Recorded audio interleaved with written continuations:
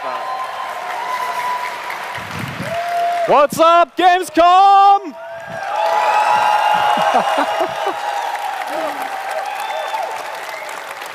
Wow. Yeah, Johnny wasn't joking when he said you guys were loud as hell. Thanks for the warm welcome. So, we got about 30 minutes. We're going to chat about some really, really cool stuff. And to get right into things, I want to welcome a very special guest from AMD to this stage. And he's going to share some very exciting news and updates about Radeon with me, or rather, with us. So, please, welcome to the stage Senior Vice President and General Manager of Radeon at AMD, responsible for all Radeon graphics, like the new RX 7000 series GPUs, Scott Herkelman.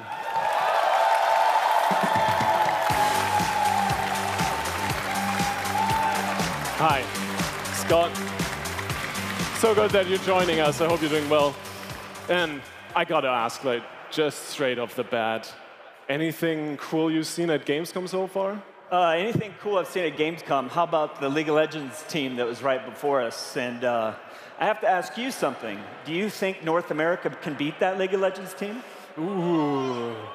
Could Eintracht Spandau win the LCS, guys? That's what I thought, Scott, but no way. I don't think you flew over 7,000 kilometers here just to chat about League of Legends with me, right? I've heard you have some exciting news for us. Yeah, that's right, we do. You know, 2023 has been a massive year for new games, and developers continue to push the boundaries for PC experiences. And that's exactly why we built the RX 7000 series. That includes the 7900 series for gamers who play at 4K resolution, and also the 7600 series for the majority of gamers who play at 1080p resolution.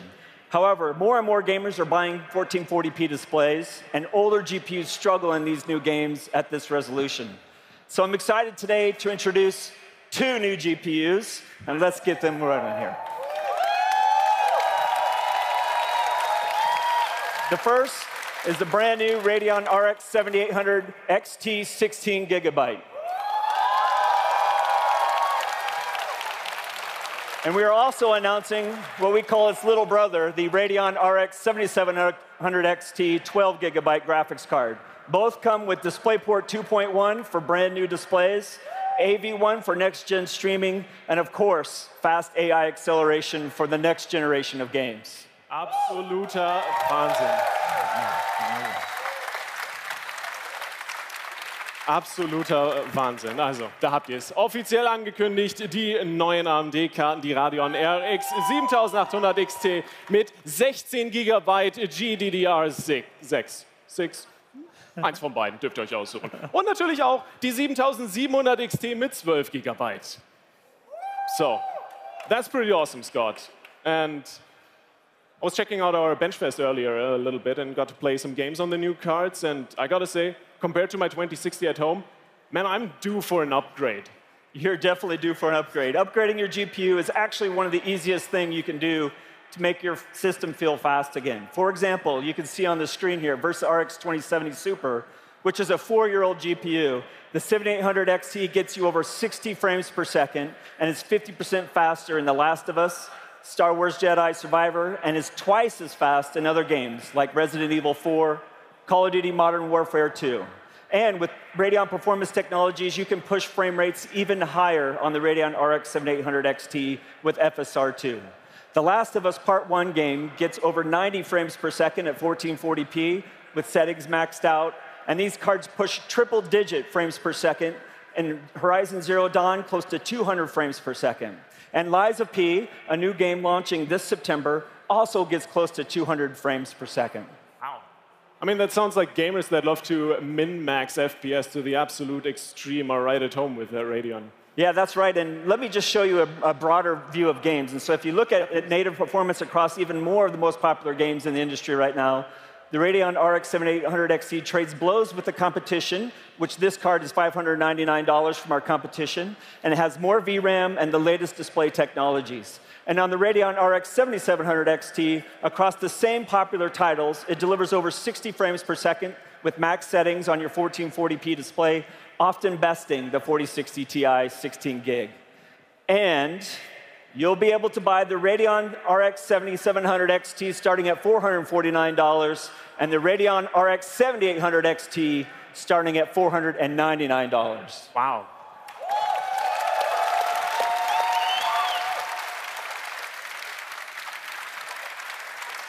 Für uns in Europa sind das dann natürlich für die RX 7700 XT die 489 € und für die 7800 XT die 549. For those of you in the audience today that have been able to experience these new GPUs firsthand at the back of the auditorium, are some of your results now live on screen on the 7800 XT across 6 games. But don't just take our word for it. Check out BenchFest. It's right behind you, all of you in the audience right now. You can go ahead and play the latest games on the RX 7800 XT and experience the smoothness for yourself. Ja, absolut. Also drüben in unserer Benchfest-Halle, da könnt ihr alles Mögliche an neuen Spielen ausprobieren, aber auch für die etwas mehr Stat- und Technikorientierten. Ihr könnt euch mehrere Benchmarks mit diesen neuen Karten direkt selber angucken. So. Ein anderes Ding, was ich glaube ich noch ankündigen muss, ist, nennen wir ihn jetzt Santa Johnny oder Nikolaus Johnny, aber da war so ein großer Sack voll mit Grafikkarten. Wenn wir hier durch...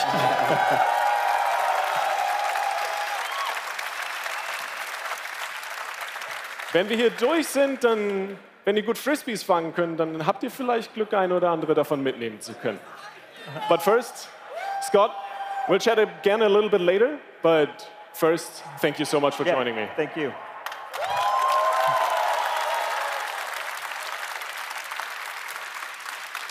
So,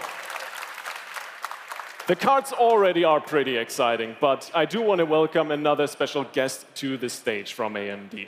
And he's going to give us some updates on FSR and AMD software. So please welcome to the stage Chief Architect of Gaming Solutions and Marketing at AMD, Frank Azor.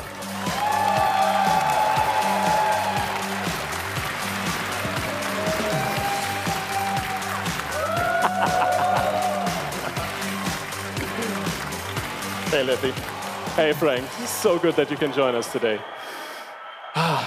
Ready to take those new cards on Overwatch 2 for a spin? Absolutely, absolutely. They're amazing. You guys are going to love the performance of them. Hell yeah. And you probably checked out some of the games new at Gamescom. Anything that kind of struck your fancy? Anything that you're looking forward to? Who's looking forward to Starfield? Come on, right? Yeah. Ooh. And I'm kind of excited about City Skyline 2. I've put a lot of hours into part 1. I've been waiting for it for a few years, so really excited about that too. Hell yeah. Yeah, a little bit of chill gaming. That's I'm going to need like a 4-week vacation when it comes out in October. I can feel that, definitely. But we want to talk about some software, right? Because AMD announced RDNA 3 quite a while ago, and you also announced some interesting software features with that. And quite honestly, I think a few updates on that would be very exciting. Well, first of all, what you need to know about the AMD Adrenalin software is it comes with all your Radeon graphics cards, and it's the driver, it's the software, it's all in one location for you. You don't have to deal with different UIs or anything. It's all unified and simplified. It also lets you monitor the performance of your card. It even lets you overclock your card without having to use any third-party software. And there's no account registration required for AMD Adrenalin. No name, no email, none of that crap, all right? And we're going to keep it that way for you.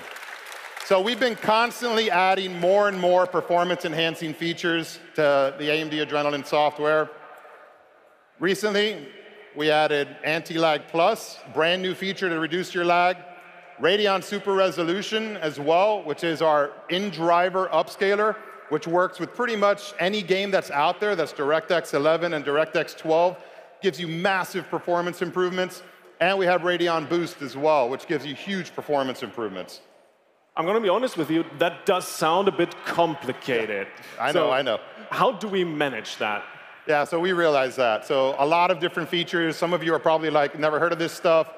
And it gets a little complicated. So what we've done is we announced a feature called HyperRX. All right, and HyperRX gets all these features, Radeon Super Resolution, Anti-Lag Plus, Radeon Boost, all of them working together for you, and it turns them on for you in all the games that we've profiled out there. So it's basically an easy button. You just turn on HyperRX, and everything works for you. Everything turns on for you. Now, you're probably wondering, OK, like, how much performance can HyperRX actually contribute to your games? Check these charts out. I mean, look at the kind of performance uplift that you're getting in Fortnite. Almost a 50% performance improvement in Fortnite when you turn on HyperRX. And it's not just frames per second. Your latency significantly reduces as well. Look at these latency differences when you turn on HyperRX. Ich muss auch ganz ehrlich sagen, das sieht auch vor allem für E-Sports-Interessierte verdammt gut aus. Weniger Latency, mehr FPS, absolut klasse. So you guys have been waiting for HyperRX since the RDNA 3 launch, since the 7900 XTX launch, right? I know it took us a little longer than we originally planned, but it's going to be worth it, and it's coming to you in just a few weeks. In early September, you're going to get the driver drop, and it's going to work on your Radeon cards.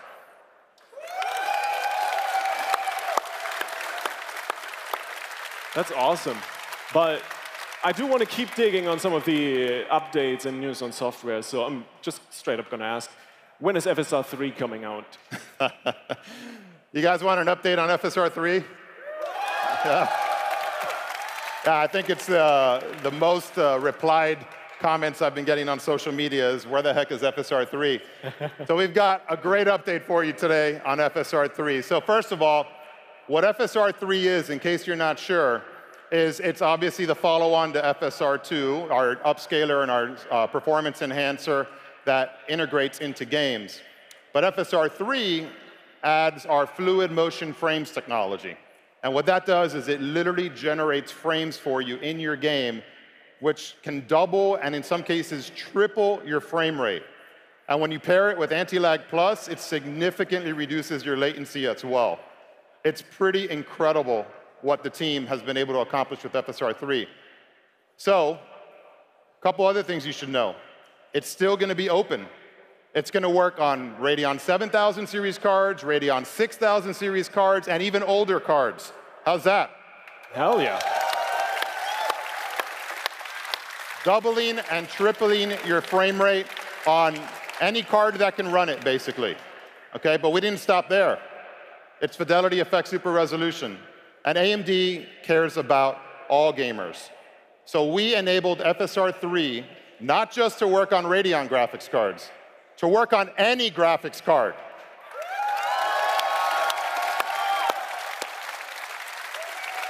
And our engineers didn't stop there. It doesn't just work on any PC graphics card. It even works on consoles like the Microsoft Xbox.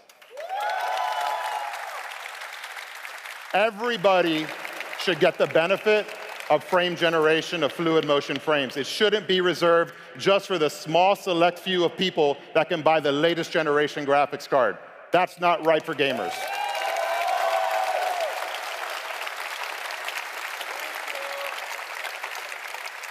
That sounds amazing. So when can we get our hands on FSR 3? Oh, I forgot to say that. That's right. Who wants to know when you're going to get your hands on FSR 3? So first of all, let me show you FSR 3 in action. Okay, so the first thing I want to show you is FSR 3 in Forspoken. This is their brand new DLC. Okay, and it's running here. You can see the kind of performance improvement that we're delivering with FSR 3. Nearly triple the performance improvement when you turn this feature on. And any of you guys checked out Immortals of Avium? Just came out. We've got FSR 3 integrated into Immortals of Avium as well. And you can expect both Forspoken and Immortals of Avium patches coming out early fall. Just a few more weeks ahead, you're going to see these patches come out, and you'll be able to take advantage of these massive frame rate gains. But we didn't stop there. You probably want it in more than just 2 games, right? I've been looking at the new Cyberpunk expansion, Phantom Liberty, and you want FSR 3 in it? Absolutely. Okay. Space Marine as well? FSR 3 for you. You got it. Hell yeah. Let's go. So we've already got a bunch of games coming out with committed support for FSR 3. So just check the screen behind me.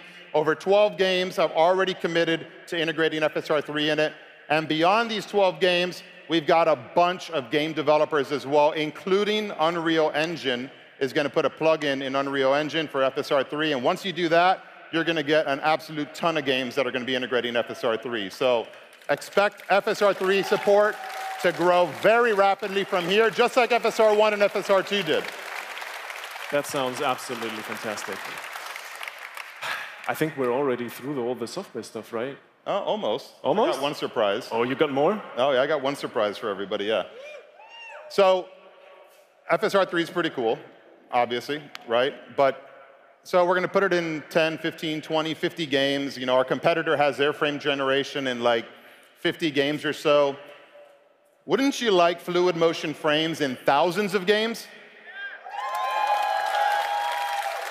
How about every DirectX 11 and DirectX 12 game you play, we can double and triple your frame rate. Wouldn't you like that? Yeah, we would too. So we asked our engineers if they can figure out a magical way of doing that, because nobody's been able to do it. Every frame generation technology right now requires integration into the game, and that limits how many games you can launch out there with frame generation. But the engineers at AMD are pretty special. And they figured out a way to put fluid motion frames into HyperRX. And that means pretty much any DirectX 11 and DirectX 12 game running the AMD Adrenalin HyperRX software is going to get the benefits of fluid motion frames, frame interpolation, and generation. Awesome.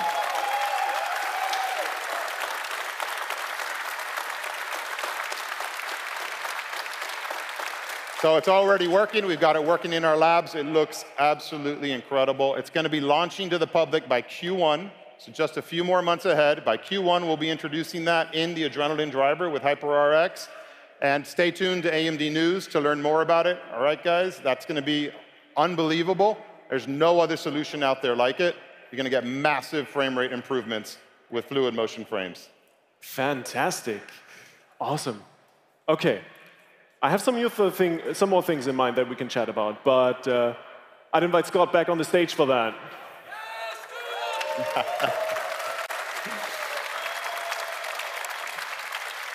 So, new cards, fantastic. Fluid motion, frames, and tech, amazing. But we got to talk about Starfield, right? We got to talk about the biggest game of the year.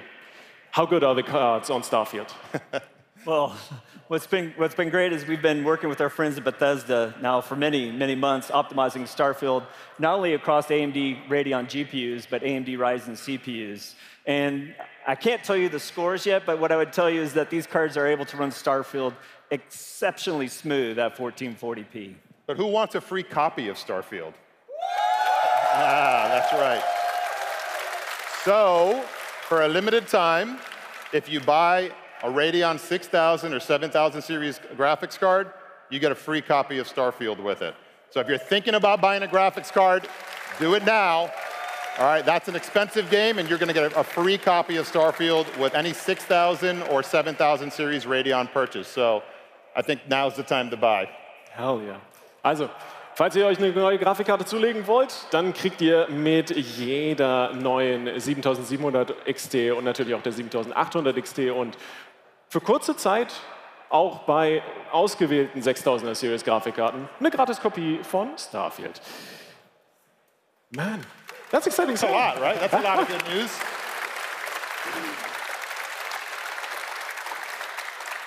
But I'll be honest with you. If everyone wants to play Starfield on these new cards, we kind of need to know when they're coming out, right? Well, that's the great news. Cards will be available starting on September 6th, the same day Starfield launches. And I'm excited for you to get a hand either when you're buying a PC pre-configured or from our AIB partners, September 6th.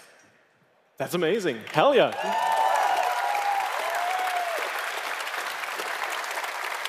Wunderbar. Um das Ganze noch mal kurz für euch zusammenzufassen, also ab dem 6. September könnt ihr die neuen Radeon RX 7700 XT und die 7800 XT euch holen. Und dazu gibt es eine Gratiskopie von Starfield. Zusätzlich kommt das natürlich mit alles Möglichen am neuen Tech, wie zum Beispiel FSR3 mit Immortals of Aveum und Forspoken. Ist das da zuerst verfügbar, aber dann auch mit jede Menge Games danach. I think already that's all we had to talk about, right? Yeah. Scott, Frank, thank you so much for joining me on stage. Everyone. Thank you, Luffy. Thank you, Gamescom. Thank you. Thank you all for coming. Appreciate it.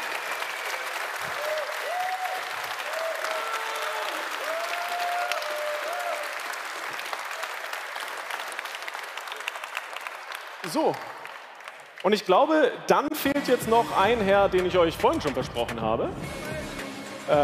Der Weihnachtsmann, ne? Ja, Johnny?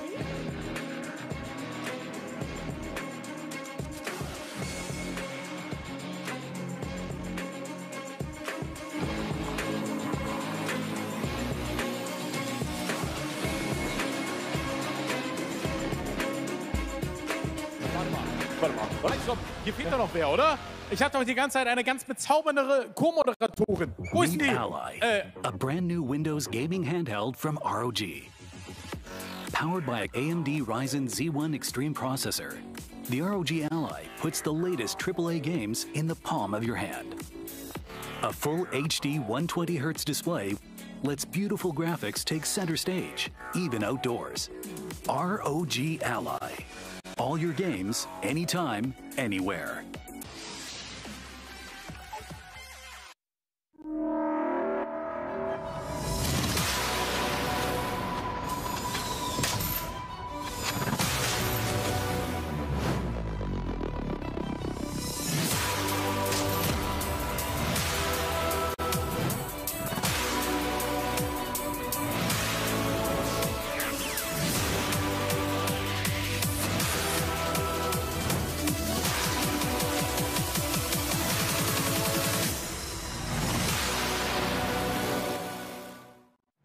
All right, chat, here we go. Game face on. I got the game on stash on lock. Dedication prepared for me lock. Back and toes grinding on the concrete. I go show them that me on the block. Run them, Ogalan boss. See them times I run to my boss. See them times I begging for favors when I know get the food from my pot. Table don't turn. With the back friend, but the bridge don't burn. Game face on. Game face on. They really on. Let's go, baby. I know what it is.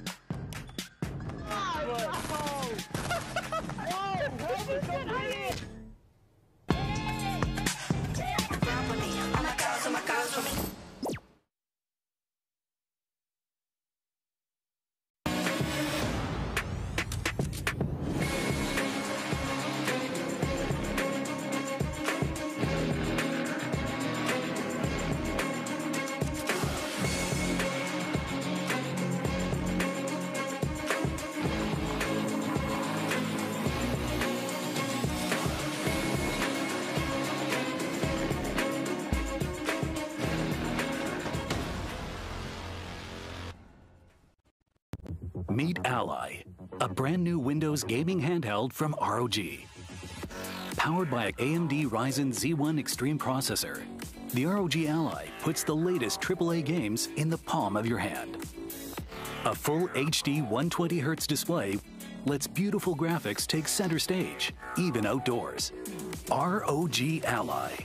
All your games, anytime, anywhere.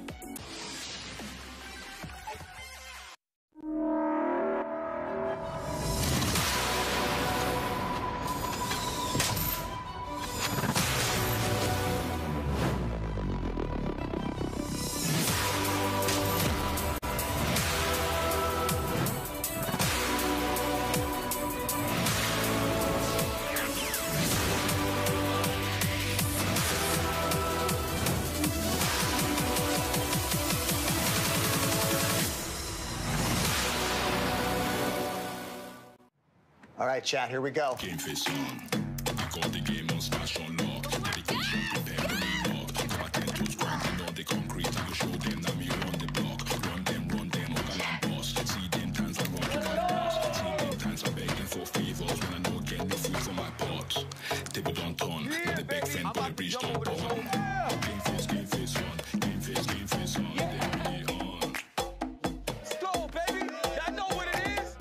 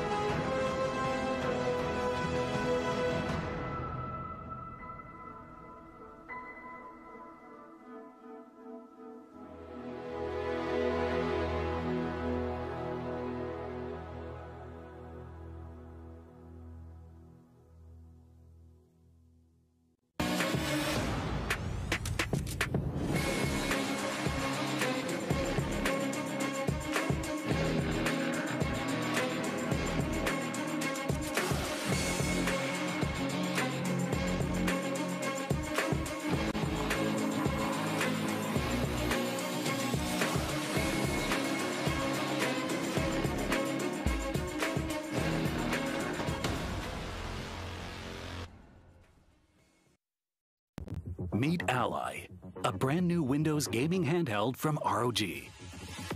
Powered by an AMD Ryzen Z1 Extreme processor, the ROG Ally puts the latest AAA games in the palm of your hand. A full HD 120Hz display lets beautiful graphics take center stage, even outdoors. ROG Ally. All your games, anytime, anywhere.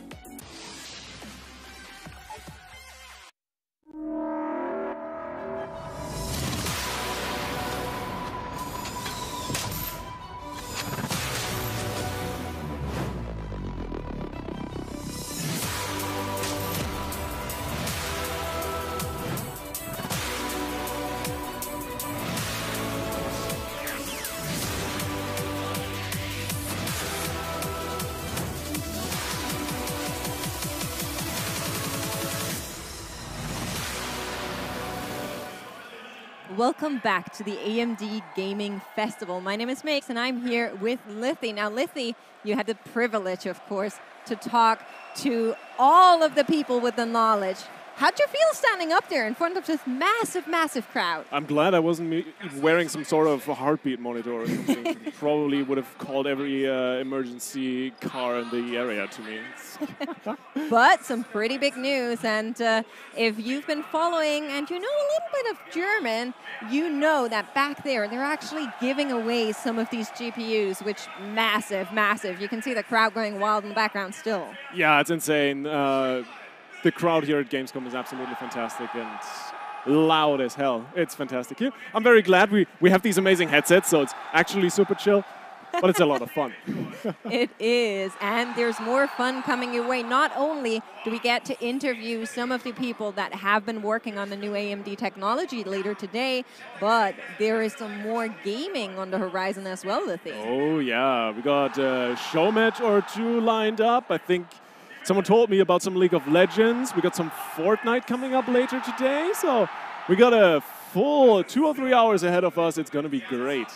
I agree. And honestly, I'm down to see a little bit of 1v1 action in League of Legends. It's been a while since I've participated in anything like an RM face-off. I think for you, it's more recent, no? I mean, I get to cast a good chunk of League of Legends, right? But 1v1s? Outside of lanes, yeah, no, not happening. So we get to queue those up. It's going to be intense, and I am all here for it. It's going to be great. So far at Gamescom, there's been a lot of commotion around these announcements. Everybody has been waiting for it. What's your favorite part of what AMD revealed today?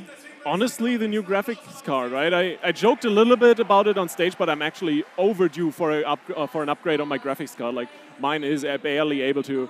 Since I got a third screen, I felt a little bit generous for myself. So, yeah, my card is struggling to keep up with 3 screens and streaming. So that's going to be a nice thing to have, I think. I agree. Maybe we can get our hands on one of these. And, of course, back home, you can get them on the 6th of September. So mark your calendars. It's going to be great. Starfield, have you been aiming to play it? I got some friends who are definitely going to jump into it and stream it, and I'm going to check that out. I might pick it up later for myself, but for the moment, I'm mostly looking at the new Cyberpunk expansion. Ooh, yeah, that's a good one as well. I was quite excited about it, but I think our stage hosts back there, the German stage hosts, are getting ready, and you can see him in the background. Johnny's amazing. Wailing his arms. Johnny, of course, really, really cool.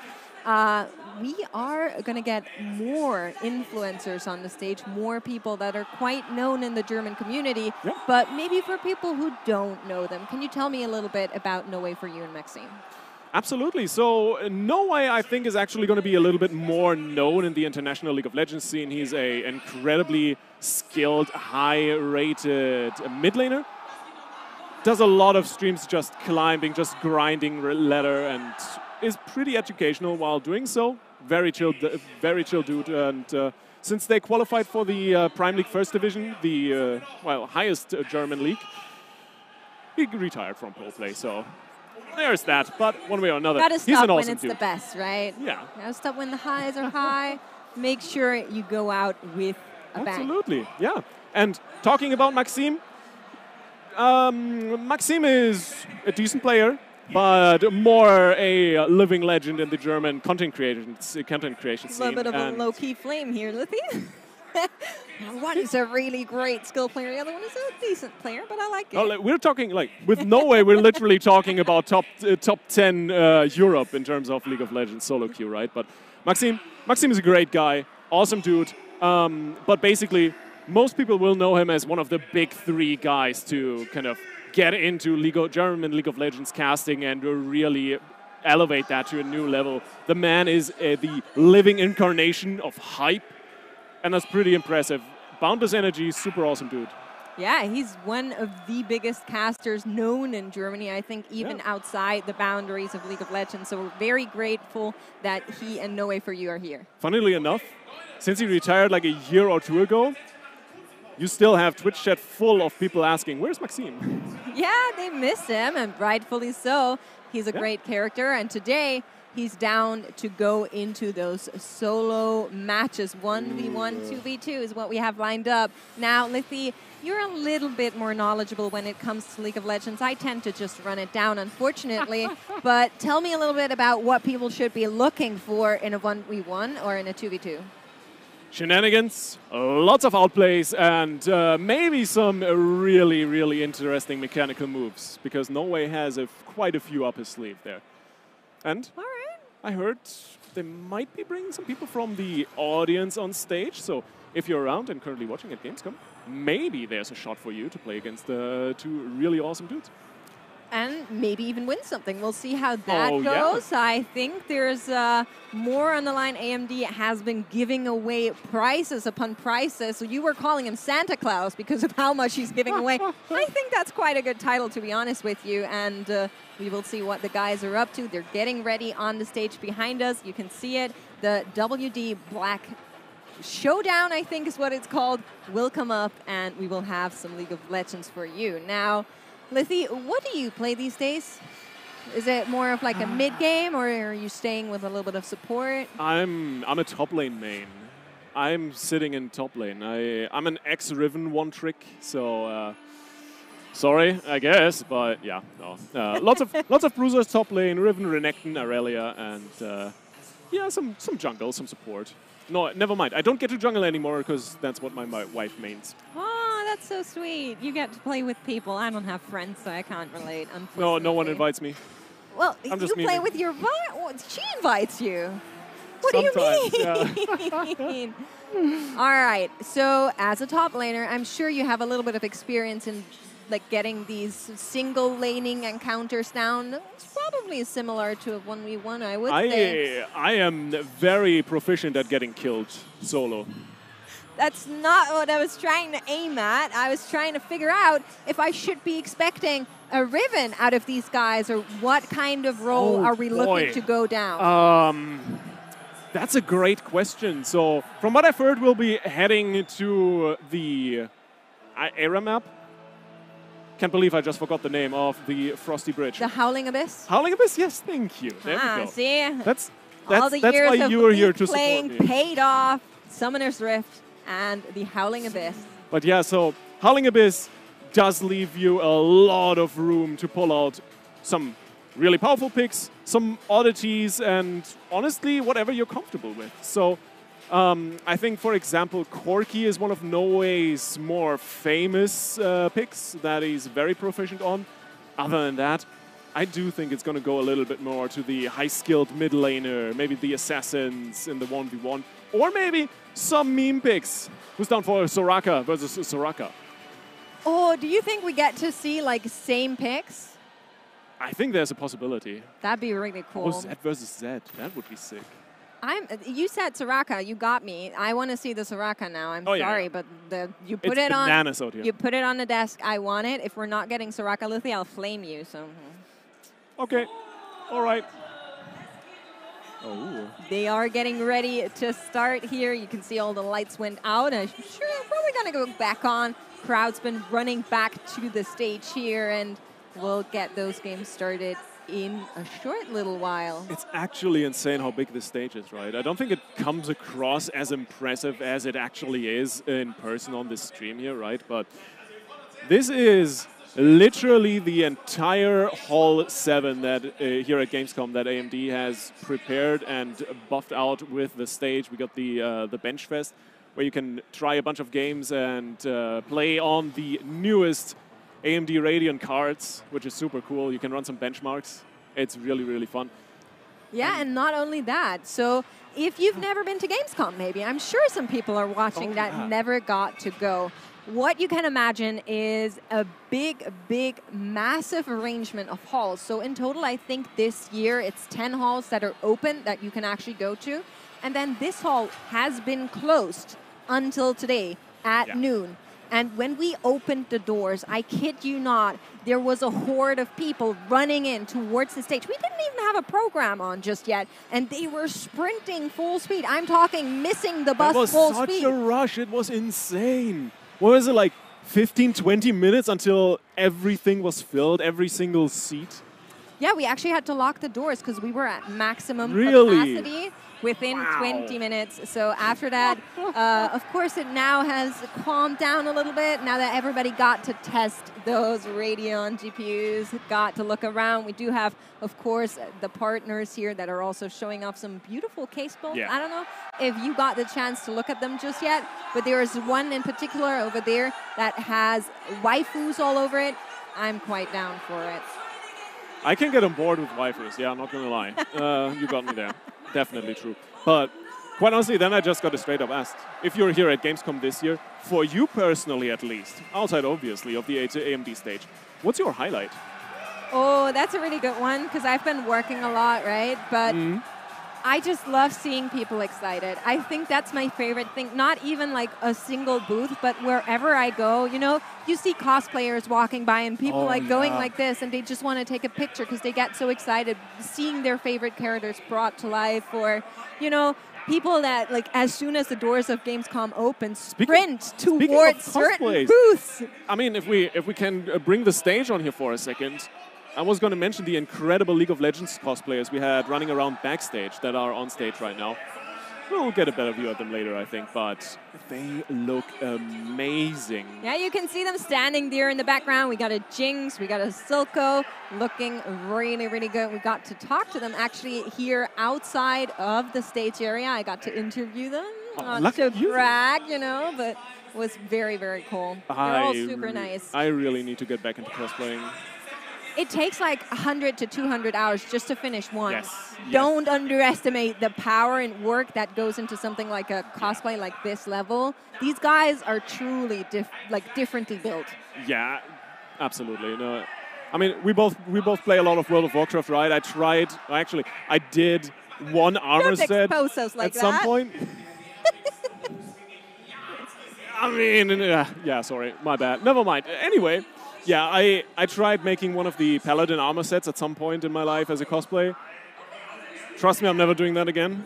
It was so much work. I literally spent like 9 months straight working and tinkering on that thing. So yeah, I have the utmost respect for cosplayers. It's and rightfully so. What's your favorite thing at Gamescom thus far? Oh God. The AMD stage. No, you don't get to say that. That's not a valid answer. Of course it is that, but I need you to come up with something else. So, a couple of things. Mainly it's meeting people. There's a bunch of people I got to meet that I haven't seen in forever or ever, that I've only known through esports and online over the past few years. But outside of that, in terms of games, I saw the trailer for Warhammer Space Marine 2. That looks absolutely sick, and I can't wait for that. And honestly, as I mentioned already, right, Cyberpunk, Phantom Liberty, that's going to be great.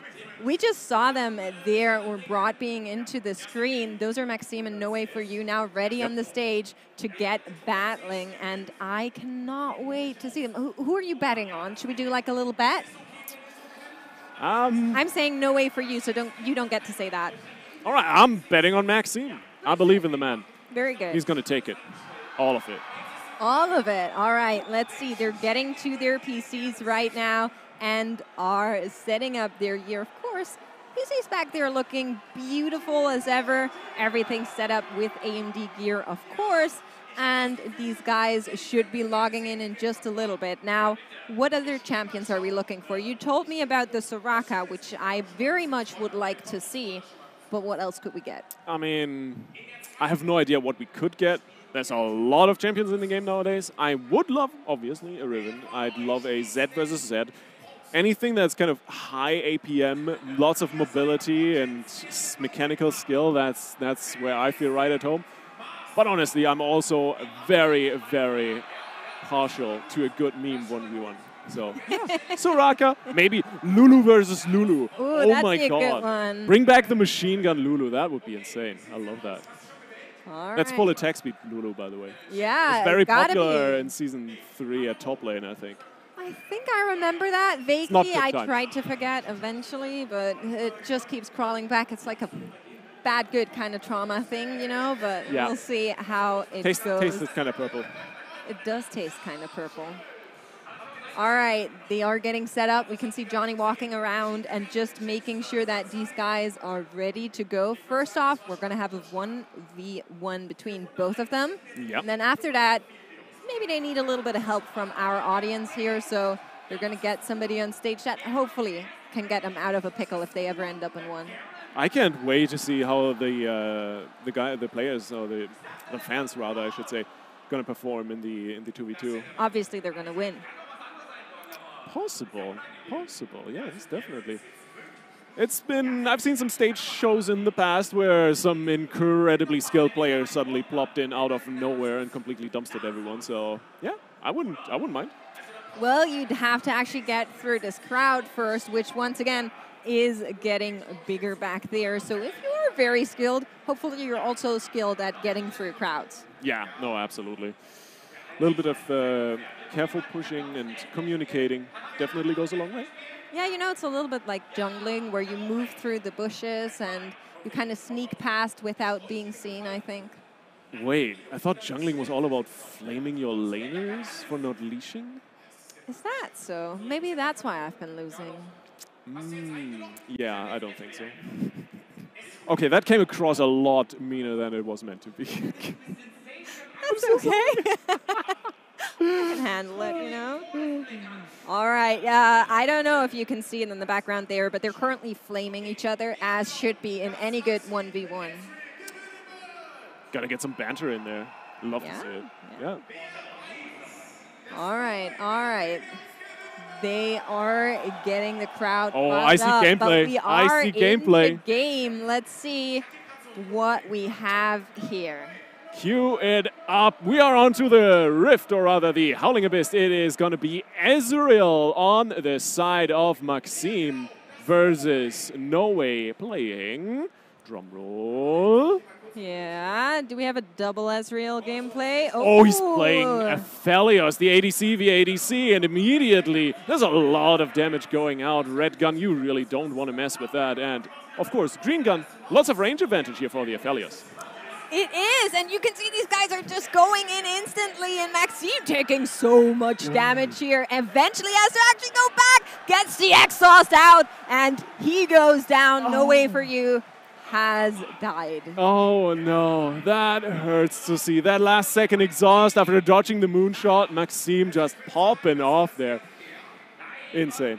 Absolutely insane. Don't be greedy. What was that? You were tower diving. Come on. I mean, hey. I've seen some wild tower dives in my career, so that wasn't even close to the worst one. So, good attempt by No Way. I'm messing around. What the hell is that guy doing? Oh my God. I think they need a little bit of help. After I've seen that, you know, suddenly I feel validated in all of my League experience, and I think they should add some randoms to the mix, which of course in this case means random players, and we'll see who actually is being taken up on the challenge and actually join this guy. Yeah. I also would like to see a few more rounds, right? Are we doing best of 3, best of 5? See, that's a good question. Maybe we'll try to figure it out. Maybe I'll run over and bribe the stage manager to turn this into a best of 5. I think that's a good call. Yeah, so far we definitely have a 1-0. There's a little bit of a lead. Hey, told you Maxime was going to take it. I think that's probably not how it works, but maybe not. Maybe a little bit of planned tactical inting, I think, that was going on here to be able to get some teams going. It's the good old CLG strat. Give the win one game to give the fans false hope. Right, right. You have to keep the masses going. You want to keep the matches close. You got to give them one. So that is psychological warfare. Yeah, and let's be real here, right? Maxime is a living legend. You can't just completely roll that guy on stage. No, no, it's League of Legends, not Living Legends. You got me there. Yeah. I'm so sorry for that one. I'll see myself out. Oh, that was great. That was great. Yeah, I think with champ selection, Maxime is getting hyped up by the crowd. Honestly, have you ever had the chance to play an actual match on stage with a crowd cheering you on? I can't say that I have, to be honest. What about you? No, sadly not. I've been there for rehearsals and watching and casting. Never got to sit there myself, so that must be an incredible feeling. But all right, we're back in. Yes! Your wishes have been granted, Lithy. Irelia, let's go. No way on the Irelia. Let's see what we have on the other side. Can Maxime actually build out the... It's Irelia versus Irelia. Here? Oh, yes. I am so here for that one. Okay, talk to me a little bit about this. What are we looking for here? Okay, we're looking mainly for stuns.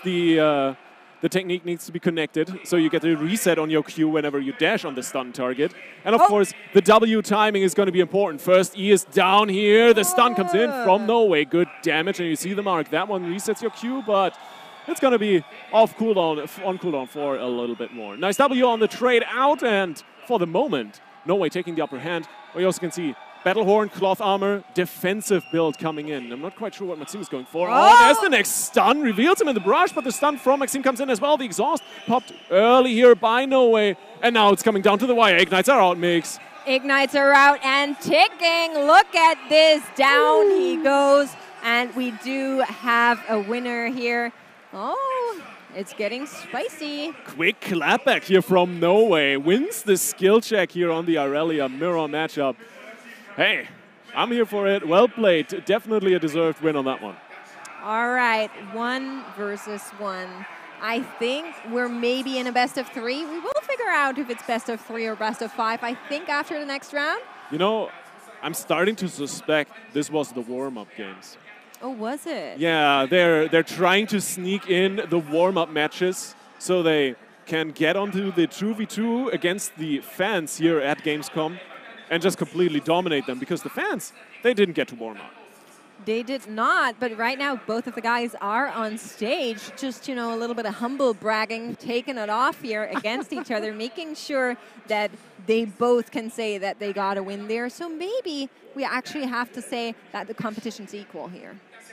I mean, it ended 1v1, right? Maxime took a round, and the results speak for themselves.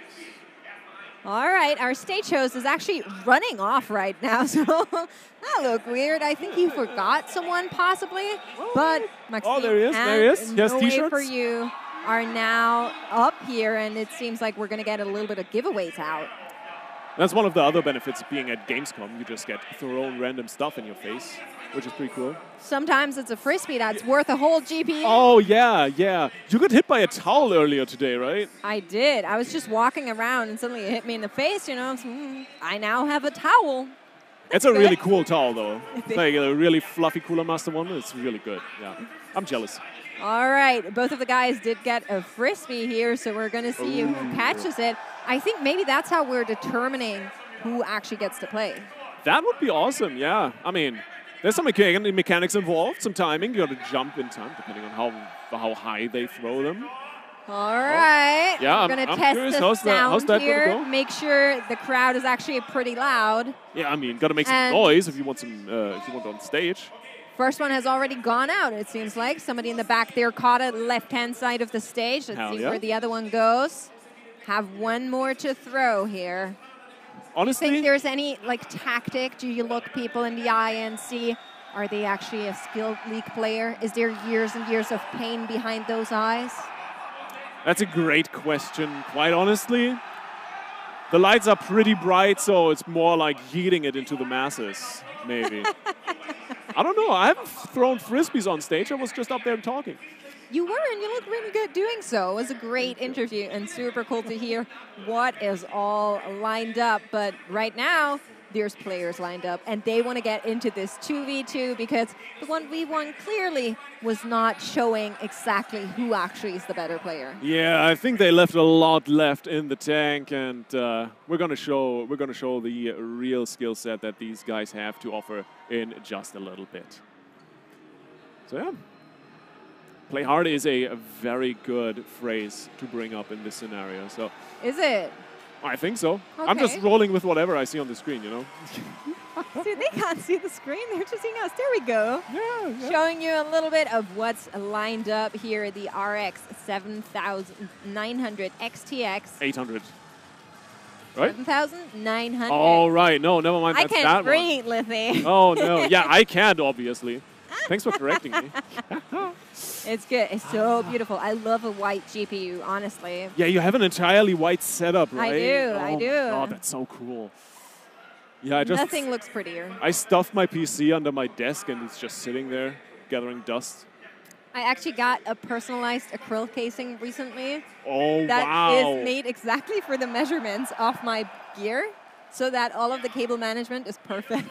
Oh, I my sweated it. God. I'm so sorry, but I had to. That's so cool. Do you have your PC like on your desk or something? Oh yeah. Nice, yeah. It's actually right next to me whenever I play. So like, you know, it's like not playing alone because your PC is with you. It just feels good. Yeah. I got this adjustable standing desk and was a little bit worried about putting it up there next to me while bringing the desk up and down. I'm really scared of it just falling apart and my PC getting smashed. Really? Yeah. I have a bought standing desk. Mine's fine. Well, you're just more brave than me. And quite honestly, yeah, no. I bought a bunch of long cables, so I'm good. I'm good. It's great. Standing desks are so fun. Yeah, especially if you put your PC on them, I think. We'll see how it goes with these guys, but we will have a guest here on show, I'm hearing, so I'm quite excited. Hell yeah. Let's see who it is. Drum roll. As you mentioned, we might even get the chance. No way! Wow. Scott himself joining us. Welcome, sir. Hi. Let's see him set up here, make sure he can actually hear us. Hi, Scott. How are you doing? Hi, good. How are you? Oh, quite good. We're doing great. We're having some fun here. I'd read off your entire title, but I forgot my cue cards backstage, so I'm very sorry for skipping on that. It's okay. But it's great to have you here. Yeah, thanks. Yeah, thanks. I run the Radeon group. Is the best and easiest way to put it. Nice. Best and easiest. Oh yeah. Yeah, you guys are doing a fantastic job. How are you liking Gamescom so far? Are you happy with the bombastic spectacle you guys have prepared for us here? Well, what's weird is I've never been here in person. And this is your first so time? This is my first one, and it is. I've never seen so many gamers in one place. Except for China Joy. China Joy is similar, but man, this is a crazy audience, and the thing that I love is the passion from the people that are in here and how much they love gaming. They want to talk to you about it, and they all have their different stories, what games they're playing, what system they have, and it's just, our industry is great, and it's thriving, and it's fun. It's a fun place to work. It absolutely is. I agree with you. I always love when I'm at Gamescom and I walk around and people's faces just light up at stuff they enjoy the most. Now, of course, if you're working with AMD, you're also a gamer, right? Tell us a little bit about that. Tell the people what you're playing. Well, this is what Lithy and I were talking about before the stage event. I'm an ADC. I try to play a lot of ADC for League of Legends, but then I realized the older I get, the worse I am. And so I just play ARAM with my friends, and all we do is we troll people. I love playing ARAM with Misfortune. If I get lucky enough to get Misfortune, that way I can just sit there and spam the laugh key in ARAM. So if you meet me, I'm sorry. Have you tried some APMF in ARAM? Yes, constant ults. But I would say it's still my favorite game is League of Legends because it's a little bit more for me relaxing when you can just jump in with your friends and get it all done. And then every once in a while, my kids want me to play like Valorant, which I'm not good at, or Apex Legends, which I'm okay at. So that's good. Anyway, yeah, Apex is a lot of fun. I'm also really bad at aiming, so I tend to stay away from the shooters a little bit more, except Valorant, because you can just cheese with crosshair placement there. But I mean, if it's your first time at Gamescom, I do gotta ask, what's been your favorite part so far? I would say the favorite part was when they opened the doors and the excitement of the people that they wanted to come in and rush in, whether it's our booth or the other booths from other vendors that are around the facility, and just the number of gamers, and everybody's super nice. And it's just been a real pleasure to meet new faces and talk to them about what we do and what their problems are or how we can help them. So I would say that would be my favorite thing. Oh yeah, yeah. I don't think it's a current, no, not current, a common occurrence that you can talk to the tech guys, so to say, of the gaming industry that are working on all the hardware that is the beating heart of everything. Yeah, it's I like to make myself accessible. You know, Radeon, we're in second place. Everybody knows that. We want to be in first place eventually. But that means you really got to listen and try to improve and hear where you're good, hear where you're bad, and try to really fix the bads to make them good. So yeah, that's why I like being out in the crowd and doing these kind of things. It's a lot of fun. We'll be doing a lot more of them, I'm sure. So yeah, that's fantastic. Yeah. So speaking a little bit more about the tech details, because really I think that's what they want to hear out there. You've launched a 7700 and the 7800 XT. Yes. Is that going to complete the RDNA 3 portfolio, or is there maybe more on the horizon? Well, the RDNA 3 portfolio is now complete. So of all the products that we have planned to launch, this is the last few products that we will launch. We may have some different versions, but they're not a new ASIC, if you will. But so we're excited about today. It's on behalf of all the team, the engineers that are sitting either in Markham, Taiwan, China, India, or wherever they are, Austin. I want to thank them because it's been a journey. It's been about a year since we launched the very first RDNA 3, and now we're a year later finishing up the series. So we should be done. We're done, and you know, we're excited, and I think we now have the broad spectrum covered for people who want RDNA 3 up and down the price stack. That's awesome, yeah. We do have to check in with our game really quick. So now that I know that you're an 80 carry main, Scott, talk to me a little bit about what's going on here. We have a 2v2 going on in this game here, and it seems like one of the teams at least has a Leona. Yeah. Well, by the way, if they have a Leona, they're going to stun them, and then all you do is you burst them. It's usually what happens in ARAM. So let's hope that happens. But it looks like they're bush camping to me. And more than likely, that other enemy team is on the other side, and it's whoever's going to stun first usually works. There you go. Oh, there we go. Stun, get him. Oh, into the crowd, but they disengage. Is not going to be a hit here. The other side seems to have Warwick and Akali. That's an interesting lineup, especially the Akali might be struggling a little bit on damage, but can definitely pull us out of some situations with the Shroud. But the Warwick, that's the one you need to watch out for, because he has so much self-healing, it's basically unkillable once he gets to low HP. But in this 2v2, this might be working out. Exhaust already burned. Warwick pulling back here for a second. And the Ignite is out, flashing away here on the Aurelia, but the hits don't connect quite. Oh, down he goes. First Blood is going to Team No Way, it looks like. Oh, man.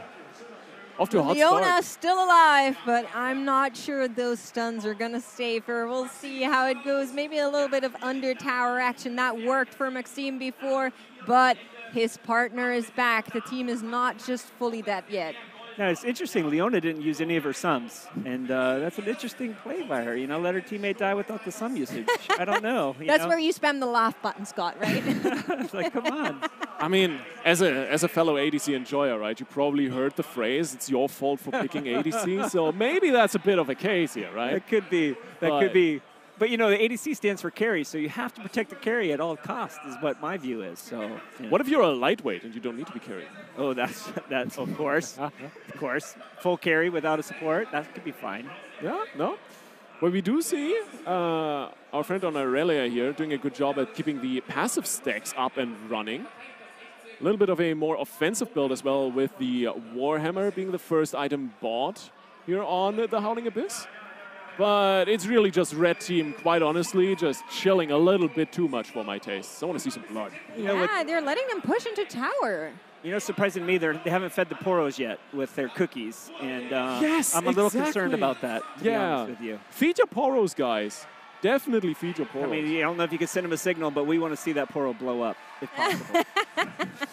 I think we got to kill some times with that, right? You were born for casting. I think we should employ you, get you on the team. Yeah. That is exactly what I'm looking for in my games here. If they don't feed the poor, surely they cannot win the game. But this time around, we're going back in. The Warwick gets stunned, and that might be all she wrote. Stun into a stun, but the lifesteal is coming in hard. The Ignite is on. With that, the Grievous Wounds, and the damage is good. Ult now coming through. The Vanguard's Edge is going to do a lot of damage, and of course, mark the enemies. The next stun coming through, and of course, diving underneath the turret. It wouldn't be League of Legends without a good tower dive. Stun underneath the turret. Akali goes down.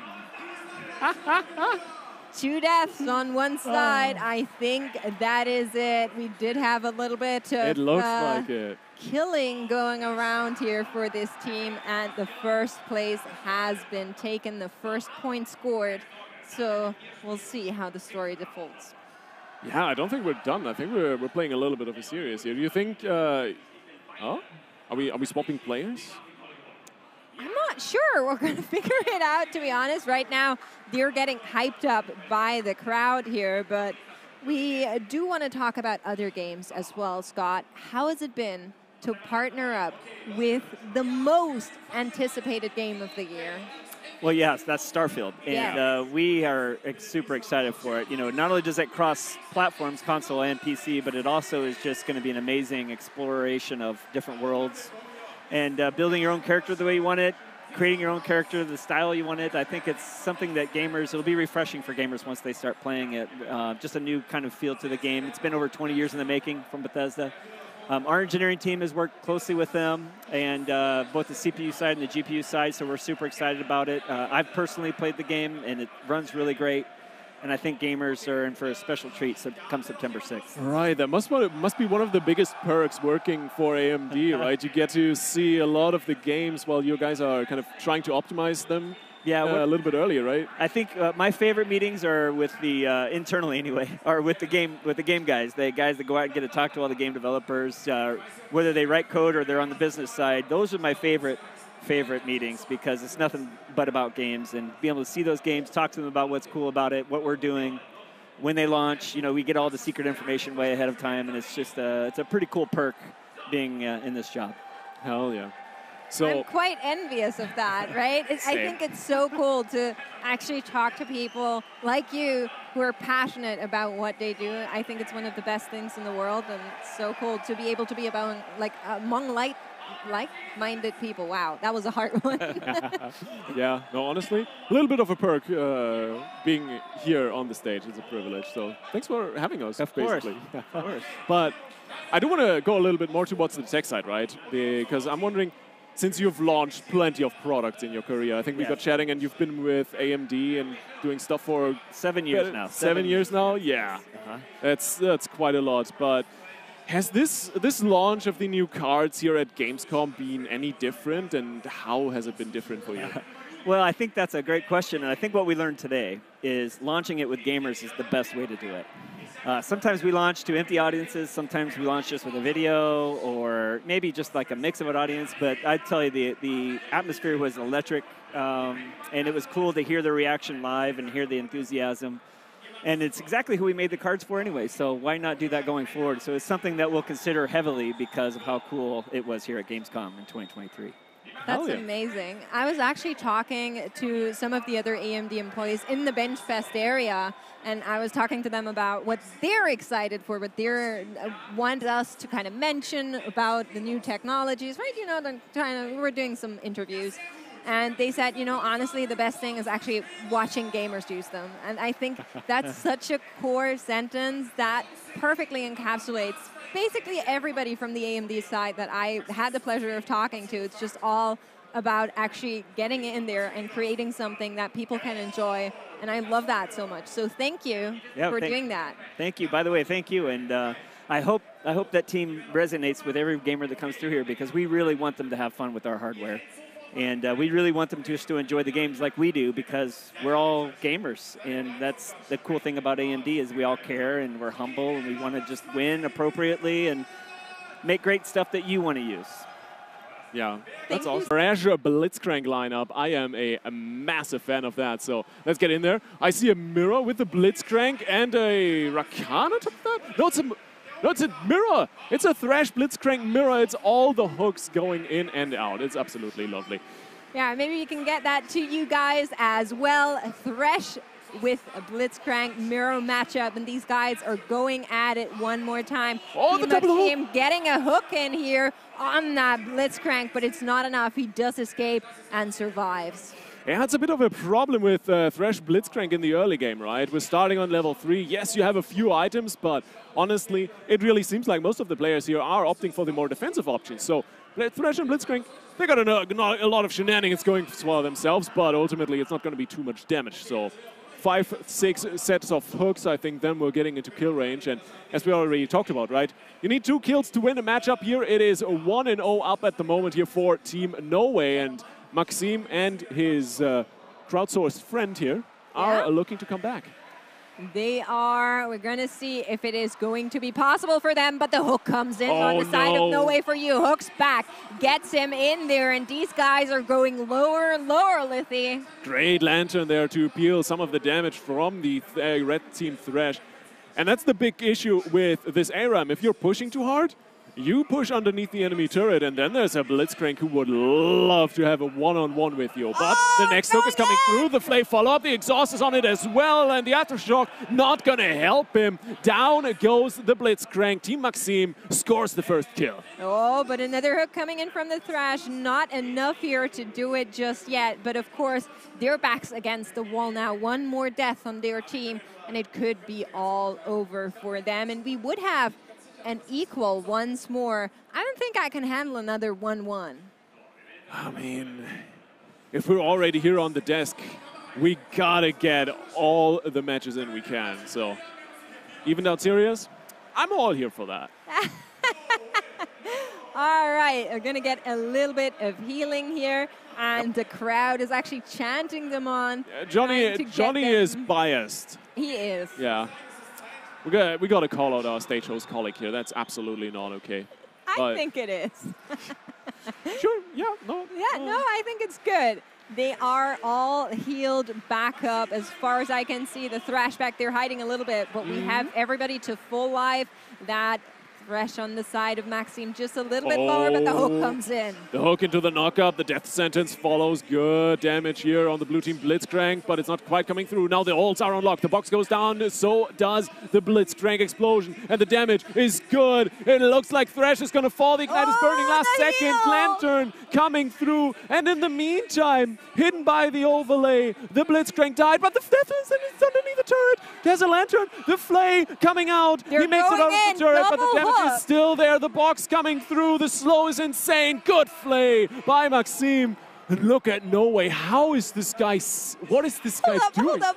What's going on in that player camera up there? What are we doing? Yeah, I think he's trying to find the right angle for his hooks. Oh, get out! That was so bad. You're welcome. You're welcome. He's actually playing like that. This is not a meme. Look at him go, just completely angled up there on that monitor, trying to get anything done here, but it is 1-1. The next death is going to the side who actually wins this 2v2 here on the Howling Abyss at the AMD Gaming Festival, and we'll see if that is going to be Team Maxime or Team No Way For You. First hook actually misses. It's not going to go in, but here comes the knock-up, and they have a hit. Yep, the exhaust is out. A little bit of summoners left in the tank, but the Blitzcrank is down to 300 HP. The next death is going through, only hitting the Thresh, though. You got to work with a bit more damage. Nice power fist for the knock-up, and he is dropping lower and lower and lower. 100 HP. Press the attack. Coming through. One more, and it is sealed. Team Maxime actually making it back here. Not quite. It is actually Team Norway getting the win. We got hard debated by the player cams, and it is the 2-0 sweep. Maybe we're doing this in a best of 5, but in a best of 3, this would be it. I think that might be it. We're going to see, of course, all of the people that play here on stage do get a little bit of giveaways. They do get a little bit of swag, and we'll see what these guys walk away with thus far. We have some plushies going out, but I think that's not going to be just it. No, I mean, that's some pretty cool stuff. That's some really cool stuff. Yeah, they're getting a full merch bag. Oh, Why am I even sitting here? I need to be on the stage there. Can join Scott here, who's lining up to be their AD carry, but that's not going to be all just yet. Of course, this is the WD Black segment that we're running here, so they're going to get equipped with some nice new storage solutions. Oh my god, that's a sick M2 SSD. Recently got one for myself. Absolutely incredible to have. Like, put your operating system on it. Put your Windows, Linux, whatever you're running. Put that on this M2 SSD. It's fast as hell. Absolutely amazing. I'm jealous of this guy. Yeah, I think actually, I think most gamers that I know are running at least one of the WD Blacks. So we'll see if more people can walk away with one today, or if that is going to be all from our main stage. And then we'll see, of course, there's more later on. And I'm quite excited for the Fortnite match later. Yeah.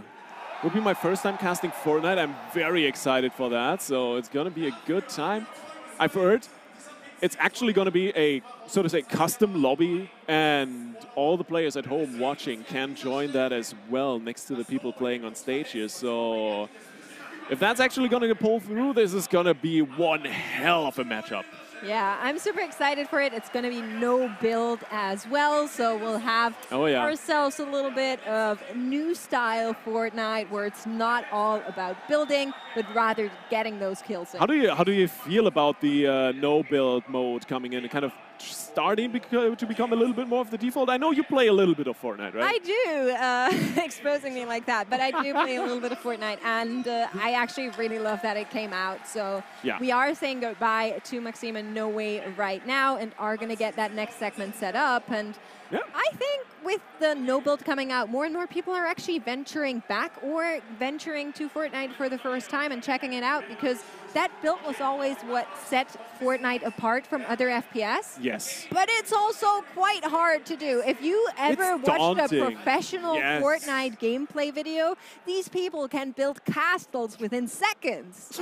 I love all the fan animated stuff and the meme videos of you just poke them or you just spot them and immediately they're like full castle. Yeah, that's exactly it. It's gonna be hype as hell, I think. So I think are we chilling a little bit? Are we taking a quick break before? I think we are taking a quick break. We will be back, of course, in just a little bit. We have a trailer for you. And if you've missed what's been going on, we have a lot of announcement coming on later today. We have some more people from AMD that we are going to chat to, and more news for you. So stay tuned, and we're going to see you in just a little bit. Meet Ally, a brand new Windows gaming handheld from ROG. Powered by an AMD Ryzen Z1 Extreme processor, the ROG Ally puts the latest AAA games in the palm of your hand. A full HD 120Hz display lets beautiful graphics take center stage, even outdoors. ROG Ally. All your games, anytime, anywhere.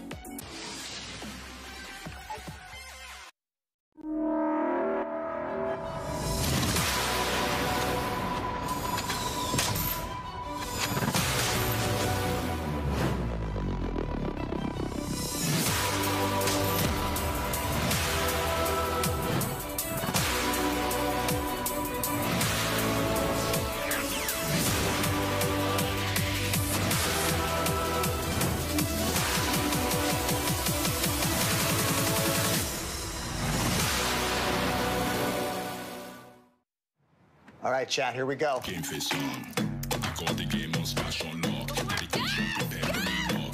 Back into grinding on the concrete. I will show them that me on the block. Run them, all boss. See them times I run to my boss. See them times I begging for favors when I know get the food from my pot.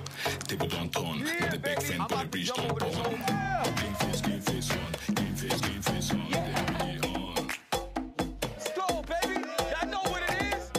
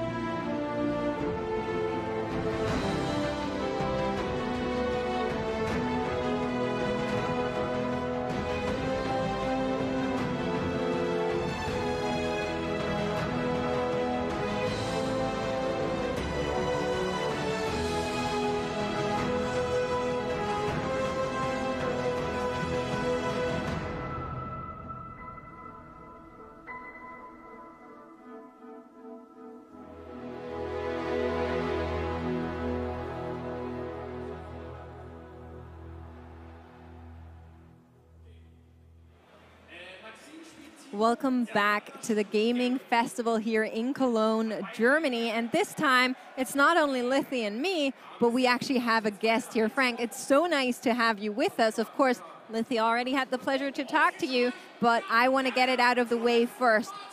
How's it been here to be at Gamescom? It's amazing. Honestly, this is one of the biggest events I've ever been a part of. That walking out on that stage with so many people out there was pretty nerve-wracking. I walked out on a lot of stages, but this is probably the biggest stage I've ever walked out on. So it's very exciting. It's just the crowd's incredible. I love coming to gaming shows. Reminds us why we do this. You know, there's tough days sometimes, but when you come out here and you see the energy and the passion, and this is why we got into this industry and this business in the first place, it really it inspires you.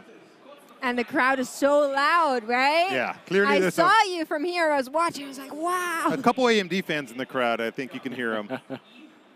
Yeah, I mean, it's so much fun. I was almost sad we didn't have kind of earplugs, so to say, but it was fantastic. I could barely hear you on the stage. People were speaking so loud. Yeah, I was worried. Yeah, I had the luxury of an earpiece, so I had the audio a little bit. That made it very much easier, but it's really loud in here. That really doesn't get across very well. But I think I want to just straight follow it up with more software questions for you, because I'm kind of wondering what new software feature you were most excited about sharing it with the people. Well, I think traditionally we've always thought about getting performance improvements out of graphics as having to upgrade your graphics card or having to spend more money to get 25% or 50% more performance. And with what we've been able to do with the Adrenalin software and with Radeon Super Resolution and HyperRX now, and what we just announced here with AMD Fluid Motion Frames, we're delivering like 50%, even 100% more performance for gamers without it costing them any incremental money, if you will. And I think it's the first time in a long time, if ever, that drastic of a performance improvement has been possible via just software. And that, to me, it's a remarkable time. It's a really exciting time. Yeah. And the way that we're making it accessible to so many people, instead of just limiting it to the few that can afford to buy the latest graphics card, for example, I think that's really cool what AMD's doing. Yeah, it's incredible. The AMD engineers really knocked it out of the park there. But a little follow-up question towards that. Like, how long does it take for an idea like that from having the idea to actually promoting and announcing it at Gamescom? How long does that take? It depends on the complexity of the idea. Yeah. Obviously, with HyperRX, we announced that back in November at the RDNA 3 launch. We thought we would have already launched it by the first half of the year, and it took us a little bit longer to get it to work the way we wanted it to work. So, you know, sometimes maybe 8 to 9 months, sometimes a little bit longer, but in general, you know, we're trying to plan things out years in advance, but, you know, this stuff is hard. This stuff is really, really hard. And things like FSR, for example, you know, really honestly, it's very simple, not simple, but it's a lot less hard to get an upscaling technology to work on one generation of technology, one generation of graphics cards. Yeah. So people sometimes come to us and say, well, why are you taking so long with FSR2 or FSR3? Because we're trying to bring it to as many gamers as possible, to as many devices of hardware as possible out there. Yeah.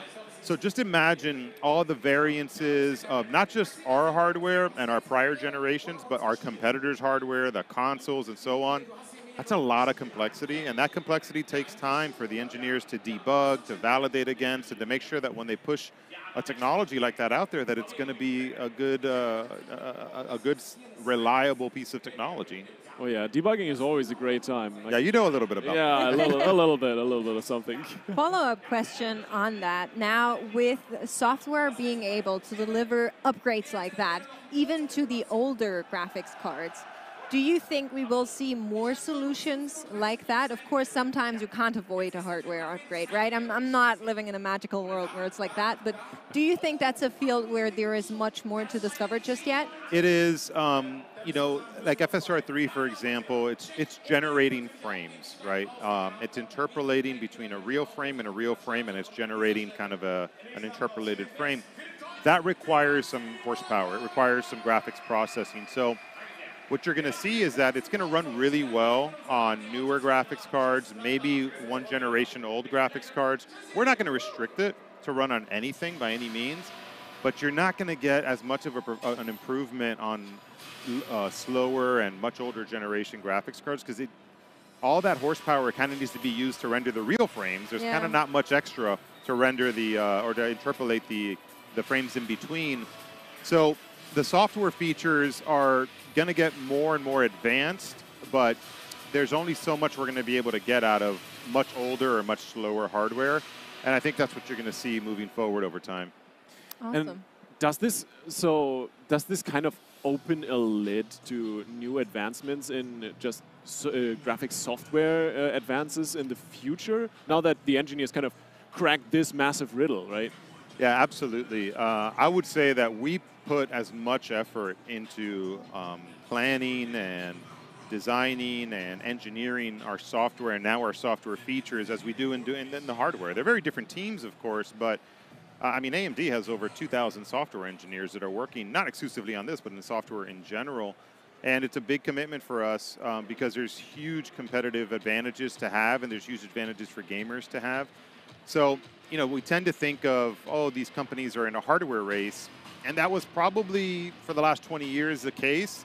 But now it's truly a hardware and a software race. The two are in parallel, and we're all constantly trying to one-up one another and beat one another. And I think today, with what we showed with AMD Fluid Motion frames, I think we're on top, in my opinion. I think that's pretty revolutionary, if you ask me. I actually, just jumping in there, I actually have a very important cue card that I've been given, and it's that one. So yeah, I would agree with that. I think it's super, super cool to see. When you were up there and you were saying, you know, you were showing it off, and then you said it's also available to the older models. I think that had a lot of crowd reactions, and people were really excited about that. So would you say, in comparison to other releases that you had, this was kind of special? I would say, look, I think if you look at AMD's history, especially with the things we've done with Radeon and FSR and GPU Open and things, FreeSync, for example, you know, our strategy and our philosophy is trying to put the gamer first anywhere and everywhere we possibly can. How do we bring these technologies and make them available to as many gamers as possible? It's not always possible to do it, and sometimes people get frustrated and they say, why can't it support this generation or that generation? And there's a lot of different reasons why. Sometimes it's compatibility, sometimes it's the amount of performance, sometimes it's the amount of resources we ourselves have internally. And it's always a balance as to trying to figure all of that out. But I think with what we've accomplished with FSR3, it's bringing frame generation to, you know, I think a much broader set of gamers than anybody expected, and than any one of our competitors has been able to do. Our competitors have, you know, maybe chosen or technically only been able to solve for bringing that technology to their latest generation graphics cards, and sometimes it's worth the wait.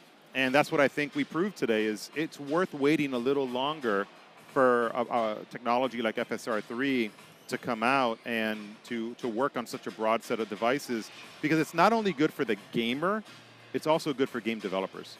And that's why you're seeing the kind of support that we showed today on the stage. We're already announcing 12 games, and we showed, I think it was 15 game developers that were signed up to FSR3. If you're a game developer and you want to take advantage of frame generation, do you want to spend all those development resources, which are always very precious, on building frame generation for a small segment of customers? Or do you want to do it for FSR3 that also works on that small segment, but also works on a much broader set of customers?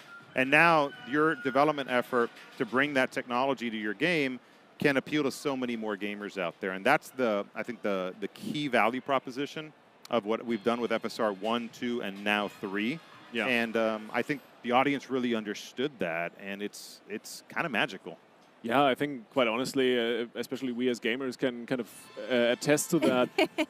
We really don't mind waiting a little bit longer if the quality kind of really delivers once it actually comes out, right? So, and this is, I think, a perfect example of it.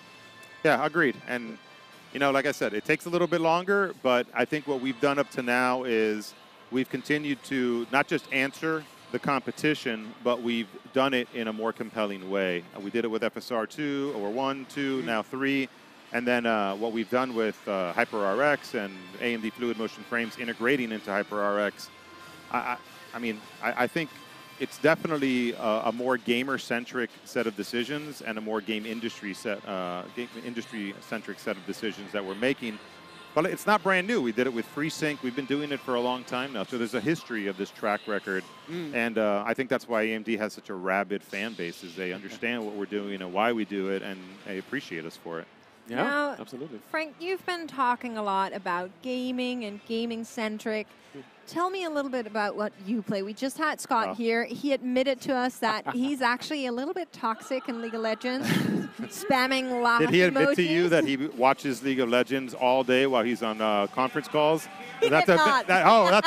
Maybe I shouldn't reveal that, but yeah, that's a real fact. A man after my own heart, yes. We'll be on a call, and all of a sudden you're on a call with Scott, and he'll be like, oh, and you're like, what happened? What did I do? I'm sorry. He's like, no, so-and-so did this and that. We're like, are you seriously watching League of Legends right now? I love that. Yeah, he's hardcore. He's really hardcore. So what do you play? I'm kind of embarrassed to admit it. I'm going to get a ton of crap for this. But You can lie. I'll allow it. no, I'm not going to lie. The hours are there, and some of my friends in the industry can attest to it because they see me online often at night. But I'm a big Overwatch player. I know it's a very controversial game for a lot of reasons, and I'm not going to deny or approve or accept any of those criticisms. But I have a lot of time invested in it, and my kids and I play together as well. And I have that's awesome. Yeah, I love that. I got them the game originally when you had to buy it, Overwatch 1, because I'm like, all right, I got this whole figured out.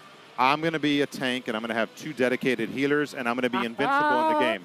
I just need a Mercy. I just need a Mercy, and I need, a Moira or something next to me the entire time. And I was playing Orisa at the time when she came out, and then originally my first character was Diva. I got the whole plan figured out. I got them the game. None of them want to play healers. They all want to be DPS. And got to shoot stuff. So now I'm like, we can't all be DPS, guys. So now, guess who ends up being the healer? I'm the healer because they're my kids. I gotta protect them. Right. Awesome. So Moira's my main now, and I like that she's both offensive and defensive. Sometimes I play with Mercy, and then occasionally I'll play with I don't even know how to pronounce it, Torbjorn or something like that, because I suck at aiming. So at least I've got the sentry to kind of do some of my dirty work for me, and then my crappy aiming skills can kind of somewhat compensate for that when they're distracted trying to kill the sentry. All right, the next time I'm sitting in hot soup in game, I'm calling you.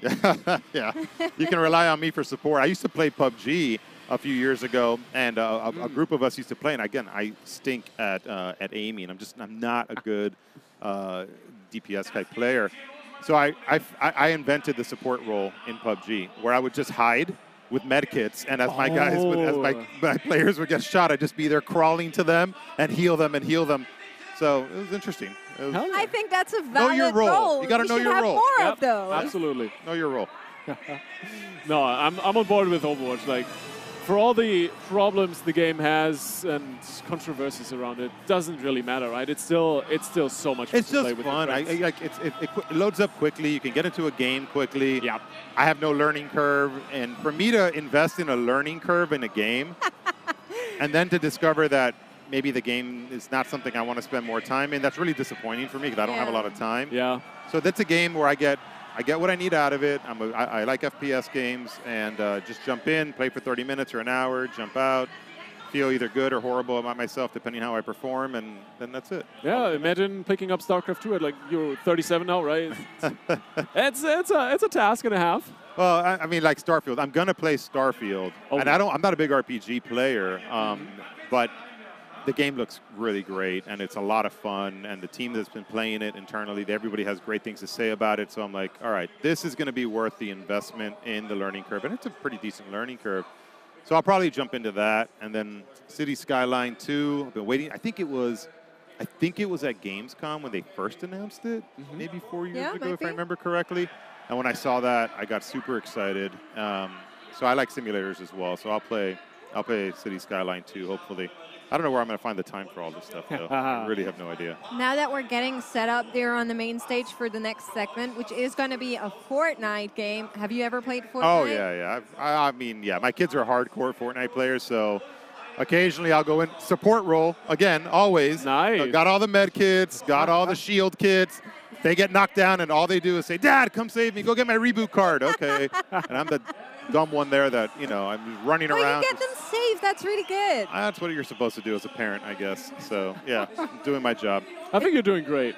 It's so funny because I was doing some floor interviews earlier today, and obviously there's a lot of very young gamers here as well, and I went up to some of them, and of course I've asked their parents for allowance to do the interview, and there was a boy, really small, 5 or 6 years old, and I asked him what's your favorite game? He goes, Fortnite. That's so cute. Well, I'll tell you a funny story. So sometimes my kids' friends will play with us. We'll do a group match, 4 of us or something, or they'll come over to the house, and we have a little LAN center set up for them.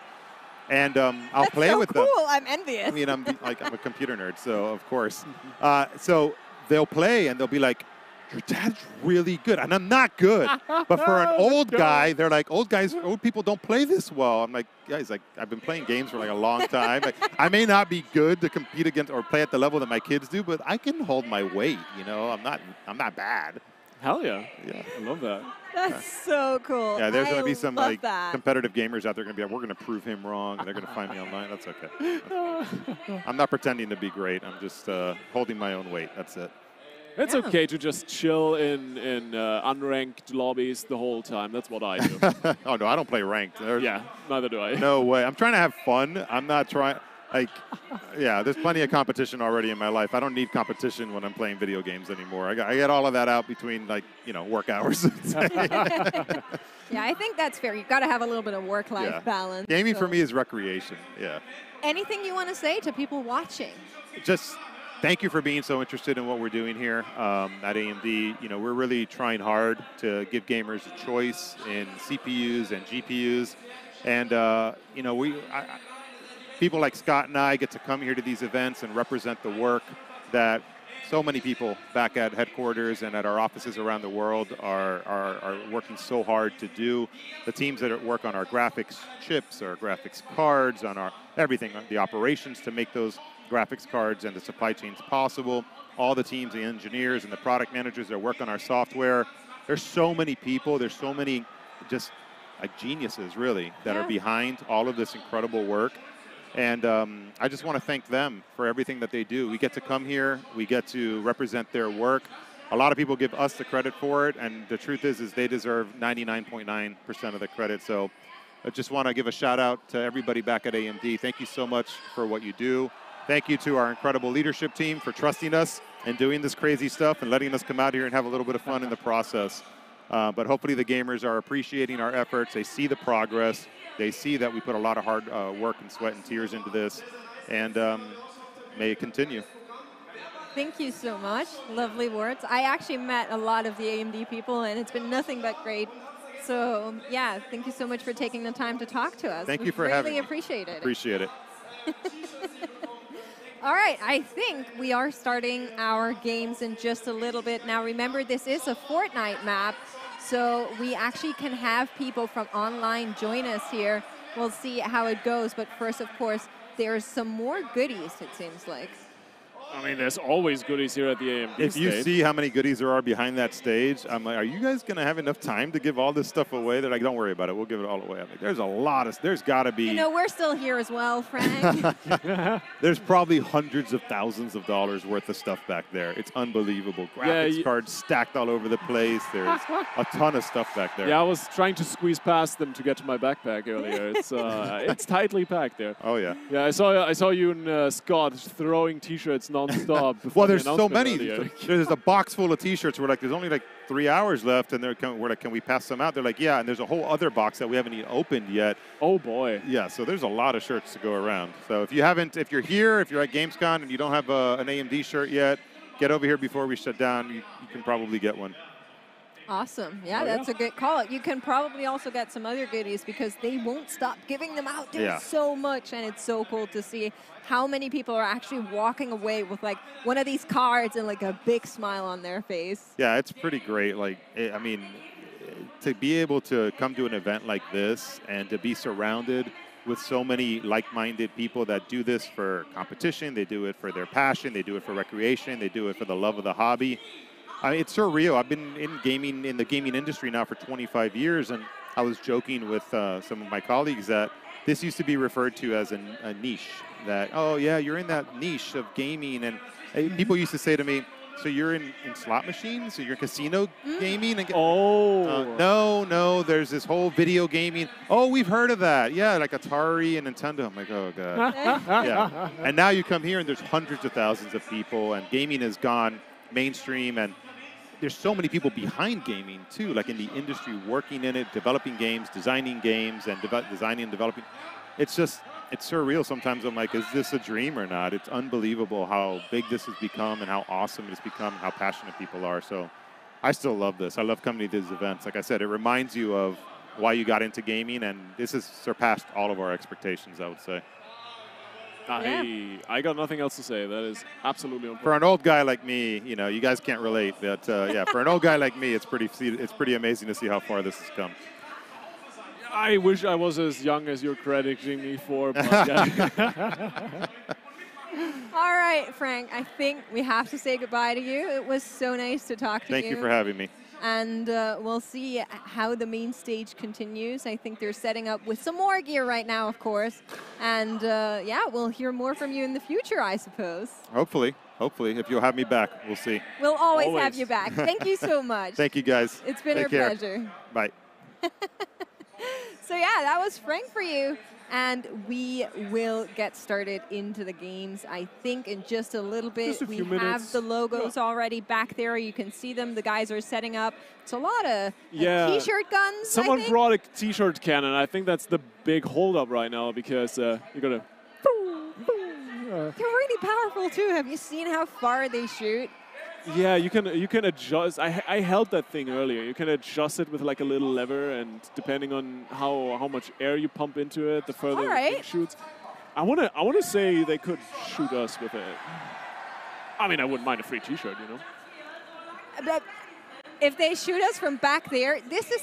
I don't know if you can tell, but there is a lot of people in between us. It's a giant field all the way to that. Do you know how big like easily these screens 50, 60 are? meters, right? More. It's, if they can shoot that far, I'm actually a little bit scared now, but we will see as everything is getting up for that Fortnite match here. And you never played Fortnite, right? I have not touched Fortnite. I am watching it occasionally. Some of my friends stream Fortnite sometimes. So I get my time and my impressions in. I mean, there's enough clips out there in the world that you get faced up with Fortnite sooner or later. And I mean, you've got to keep an eye on all the insane highlights they've been pulling out of the hat recently, right? So. For sure. There's raptors right now that you can actually ride. What, really? Yeah, so there's little eggs. You can hatch them, and then you can ride those raptors. But we are going to go into the game here. It is a normal Battle Royale mode, and we're going to see how it goes. Seem to have 10 players in here, and of course it's a German overlay, but you're going to recognize the battle bus, I assume. What? German overlay? Who plays their games in German? Actually, Fortnite is so funny to be played in German because they have a lot of really ridiculous words, but we are in here on board with our first player, and we're going to go down in the Creaky compound. Oh. Yeah, looking for some chill looting in an ideal case. As with all Battle Royales, you want to roughly check where other people are going. You want to make sure you're all by yourself while you're looting and not getting shotgunned around the second door you open? No, no, no, no, you got this wrong. You actually have to go into the big city, and then you just shoot whoever you find with the first weapon you get and get those kills in. It's all about the KDA. You're a hot zone dropper? I actually like both versions. Okay, When okay. I first started out playing FPS like this, or Battle Royales, I always would go to like the very far corners and just hide forever until I couldn't anymore. So I would already eliminate some of the players by default, but recently I've been enjoying a little bit of a hot drop. Yeah, no, I can get on board with that. I like the fast action. I usually just die instantly, so that's okay. But yeah. Also, I think we're getting a little bit of a initial round of loot in. I see some pistols, I see some snipers, some shotguns. We're kicking off slowly but surely. Oh, First look at zone the coming map. in. And top right, oh, here as well in the Greek compound. We might get a little bit of a duel. Yeah, just a first second. players close to each other. That's Got the that key. grenade come in. Oh, big gun pickup. That's going to be important. Nice rarity here as well. The shot's not quite landing. Adjusting the spray. Got to work on that aim. It's not all about pray and spray, but of course, with these weapons just gray and green, you're not going to have the greatest time. No shotgun available right now, but it is going to be a kill. First player down. Man, that was a clean up here. And another one down. Neo picking that one up for himself. Very well done. Yeah, we're going in at fast pace. I like it. And if you're looking at the minimap in the bottom right, you can actually see there's much more players here in this area, quite close to each other. So we'll see if they actually are going to meet. They're right in the middle of this storm. So maybe, just maybe, they're just going to stay here and will eventually run into each other. Yeah, saw there were a couple of people close to the pinata on the map as well. So, oh, gold bars. Gotta have a little bit of gold if you want to buy something at any of these vendors, but usually it's not going to be your most priority. We'll see. They're getting closer here on that mini-map, but we seem to be escaping. Possibly there is a shot coming in, but it's just a shield that has been popped. And you got to keep in mind, right, we're playing no build, so no hiding in your instant pop-up castles once you're getting shot at. So got to be careful with that. On the left-hand side, you can see it on the mini-map. Number 4 has a good angle here to set this up and maybe get a pick. Yeah, got to be careful. There's another marker right behind you, so you do not want to end up in a crossfire here. Is also getting shot at exactly by that person. Blue is up high, and that's a great spot to be in here in this game. A little bit of height advantage. Never scared no one. Exactly. And sometimes they just tell you that it's over, Anakin. But Come on. Oh, the shots are still coming. Another time the shields have gone down. Maybe the zip line is going to be helpful as you can now hide in this building here, but Blue's onto him. yeah. You're not hiding from Blue, at least in this moment. No really interesting loot in here because, I mean, this is the garage we already were in just a moment ago. Not too much to find here. Maybe some shots back could help out. Oh, there's a sniper. That's big. You can see them here. Ooh, got a nice little sniping weapon here. Whoa. Headshot down it goes. And that's actually a kill for 4, taking down Blue. Just better. Flat out better. More than enough opportunities here to take them down, and they just miss all the shots. That's what you get for it. Only 4 players remaining here, and remember, it is about the KDA, so we're going to see how many of them can actually get maybe 2 kills or even 3 in. Right now, most of the players seem to be on exactly 1, but that is going to change eventually. I mean, it's going to come down to the wire rather sooner than later, as the zone is getting smaller and smaller. Was that Gojo I just saw? Yeah, there's a lot of really cool skins in this game. I'm not sure, there was somebody building as well? What was that all about? We were informed there was no build, but maybe we changed it? I don't know. I don't know what's going on in this game anymore, but we are down to our top 4, and the new zone should be coming in just a little bit. Have a little bit more shields here, weapons looking good. Of course, you'd like to have some purples or even a legendary, but it's not going to come around just yet. Yeah, Some nice upgrades, always good to jump into the fights with that. And I mean, our friend Gojo is just chilling. I might be role-playing a little bit here, and quite honestly, that's pretty on point. Sometimes you just gotta stand around. Yeah, just gotta chill. If you're in the safe zone and you're happy with your loot, why not? Honestly, just it honestly merge. would be really damn funny if Gojo actually wins just by doing nothing. I don't think that's how it works. I think you have to actually kill someone to have a good KDA, but that's just maybe me. Ah, who cares about KDAs? It's all about the wins. Was that the fall damage? Oh no! 5 is out! Come on now. We can't die to fall damage, but we are in a little bit of a face-off here between the white player and the red player. They're onto each other, a little bit of fall damage coming through here as well, but they're right next to each other, and we might see them go at in just a little bit. Yeah, you know what you say about Aphelios and League, red and white don't fight, but I don't think that's going to hold true here. Red still on the search. And white just found the upgrade. Oh, from up top. That's not a good position to be in. Down to 77 HP left. The melee disrespected. Sent home. Oh my God. Sometimes you just got to do what you got to do. There were a lot of shots that came in earlier. No shields available. And that last devastating blow done with the pickaxe.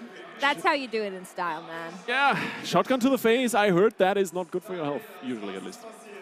I think so, yeah. So we'll see how we move on here. We're back with 4. Yep. We're actually having a pretty good run thus far, but would like another kill. 1 kill and another minute 30. Looks like they're targeting up the Pinata on the map here now. That could be an interesting pickup. Yeah, there's interesting items this time around. I'm not sure if we're playing in a special mode or if it's just going to be the same that you have in the life season, but it seems like the alpaca is already gone. Maybe a little bit further behind it. So walk me through this Pinata or the alpaca a little bit. What's up with that?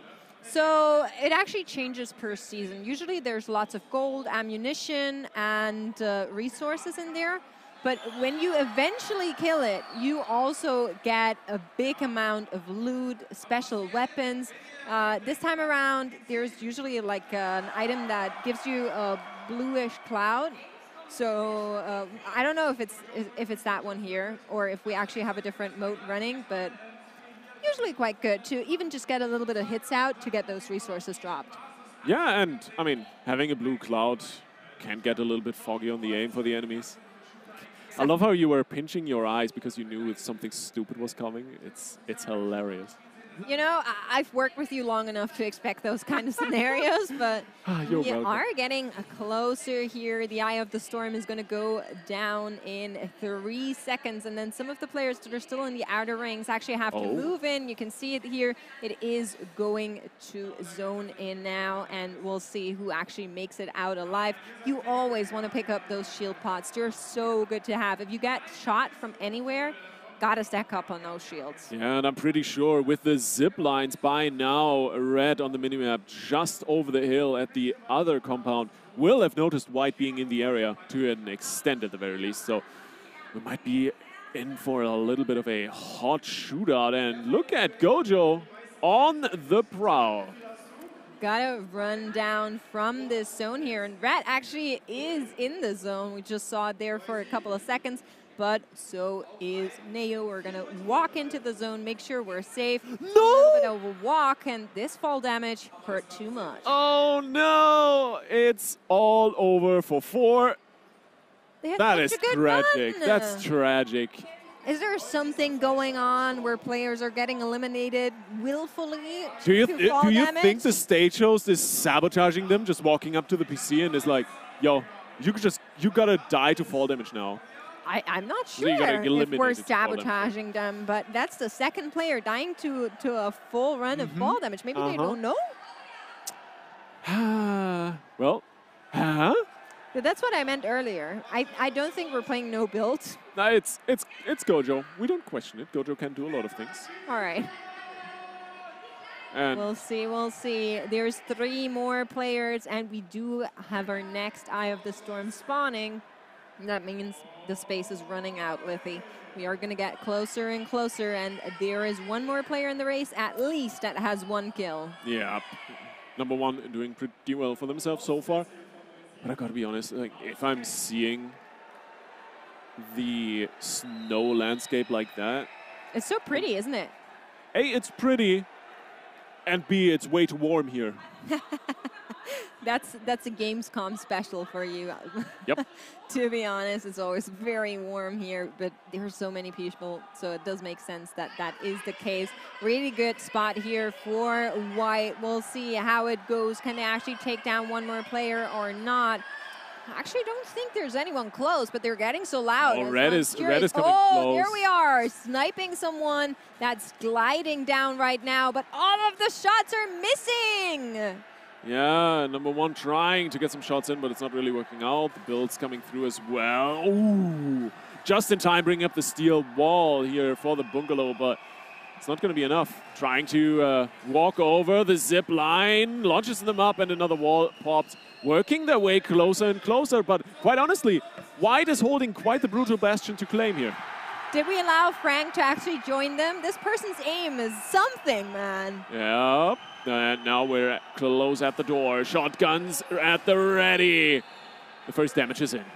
Yeah, let's go. We're in here, but there's a lot of walls separating players. Lots of damage going out. Shields are pop. HP down to half. Is that going to be all? Or are we going to be able to survive here? There's a little bit of a tactical dance-off coming in between those 2 players, just flexing on each other. But, of course, with the edits, you can have these little short moments to allow you to maybe get a shot in. But this time around, it didn't work in player 1's favor. We're going to get a little bit of our shields back. It's just 25, but maybe it's enough. Maybe this can be the reason to survive, but it's not going to be the case. 2 players remain alive. Shot through the heart, and they're out of the game.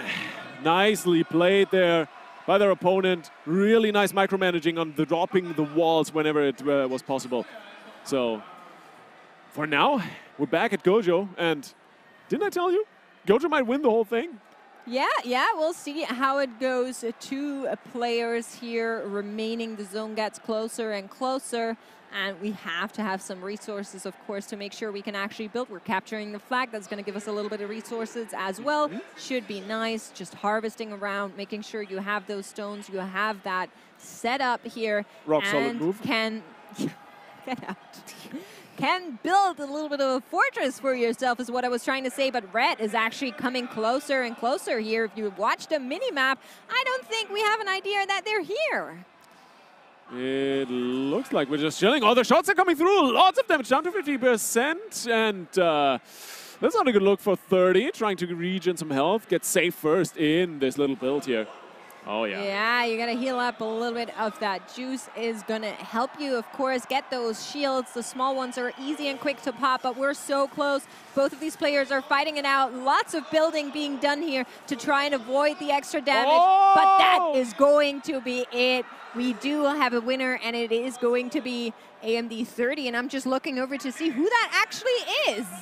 An absolute champ at Fortnite at the very least. Victory Royale. I told you Gojo was going to take it, but that was a nice aggressive move, just bulldozing through those walls, spraying them down. Well done. Yeah, and you know, with those AMD PCs, you're actually going to have a butter smooth experience with everything that's going on here, so very cool to see.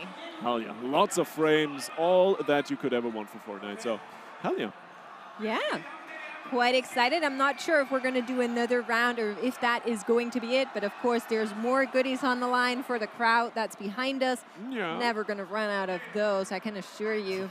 And while we're getting set up for the next game, I think we are going to take just a short break, and we'll see you in just a little bit. Meet Ally, a brand new Windows gaming handheld from ROG. Powered by an AMD Ryzen Z1 Extreme processor, the ROG Ally puts the latest AAA games in the palm of your hand. A full HD 120Hz display lets beautiful graphics take center stage, even outdoors.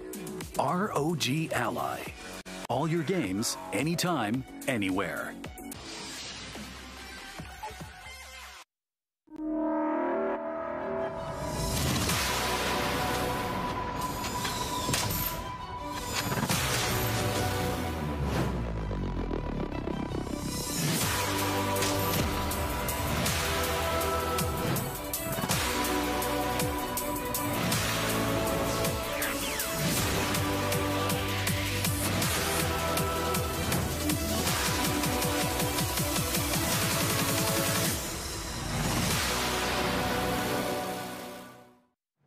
All right, chat, here we go. Game face on. I got the game on smash on lock. Dedication, prepare to relock. Potentials grinding on the concrete. I will show them that me run the block. Run them, Ogalan boss. See them times I run to my boss. See them times I begging for favors when I know get the food from my pot. Table don't turn. With the big friend, but I reach don't burn. Game face on. Game face on. Then we on. Go, baby. I know what it is.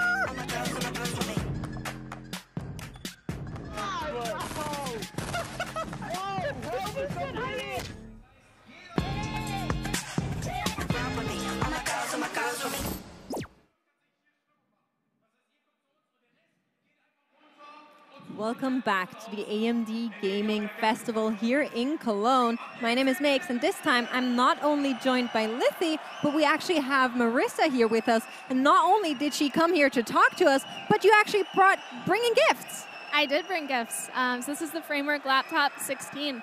I work for Framework. We make modular, customizable, upgradable laptops that are made to last longer through the test of time, but also just really durable materials that are better for the environment. That is so cool. I am incredibly impressed and super intrigued by what's going on here. So many people back at home, I'm quite sure, have also been waiting for this segment here. Tell me a little bit about it when you say this is modular. I can already see some of the keyboard parts, but what else is going on here? Yeah, so this is our new laptop. This is the Framework Laptop 16, our 16-inch. We started with a 13-inch, which is more of an everyday productivity laptop. But this is our high-performance laptop that's made for gamers, for content creators, for people who need that graphics boost. There's a bunch of different modular systems. So if we start looking at the input deck right here, you can see that there is a RGB keyboard right in the middle, and we have 2 spacers left and right. This is all removable, so we can actually swap these input modules, hot swap them while it's running. While it's running. So I'll try to do this for the camera, but you can actually take this bottom row right off. Wow, That's easy. impressive. So cool. Magnet attached. I'll let you hold that. And you can put in, so we have 12 different languages. We also have this clear keyboard for people that want, the most intense RGB. So you can put it in the middle like that, but the big thing is that you can actually add either a macro pad or a numpad. So when we were creating the 16-inch, we asked everybody, do you like numpads? And famously, people said 50% yes, 50% no. They either despised it or they needed it. So all you have to do is kind of magnet attach. We have a macro pad and a numpad here. So we'll go with macro pad. Looks nicer together, so I understand. Yes. And it's so quick. Wow. That's insane.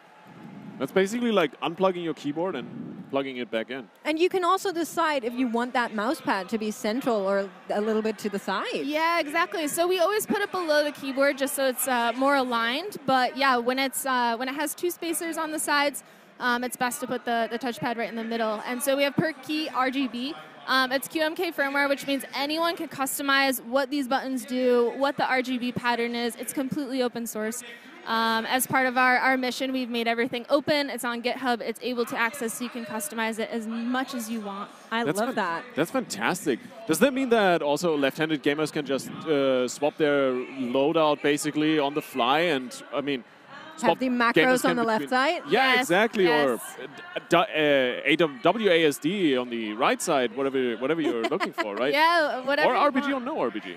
Exactly. So our numpad is white backlit. We have a white backlit for our other keyboards as well. So it's really up to you. And this is an ecosystem we hope to keep developing. So we started with just a good number during our pre-order period, but the goal is to build as many of these modules as people want.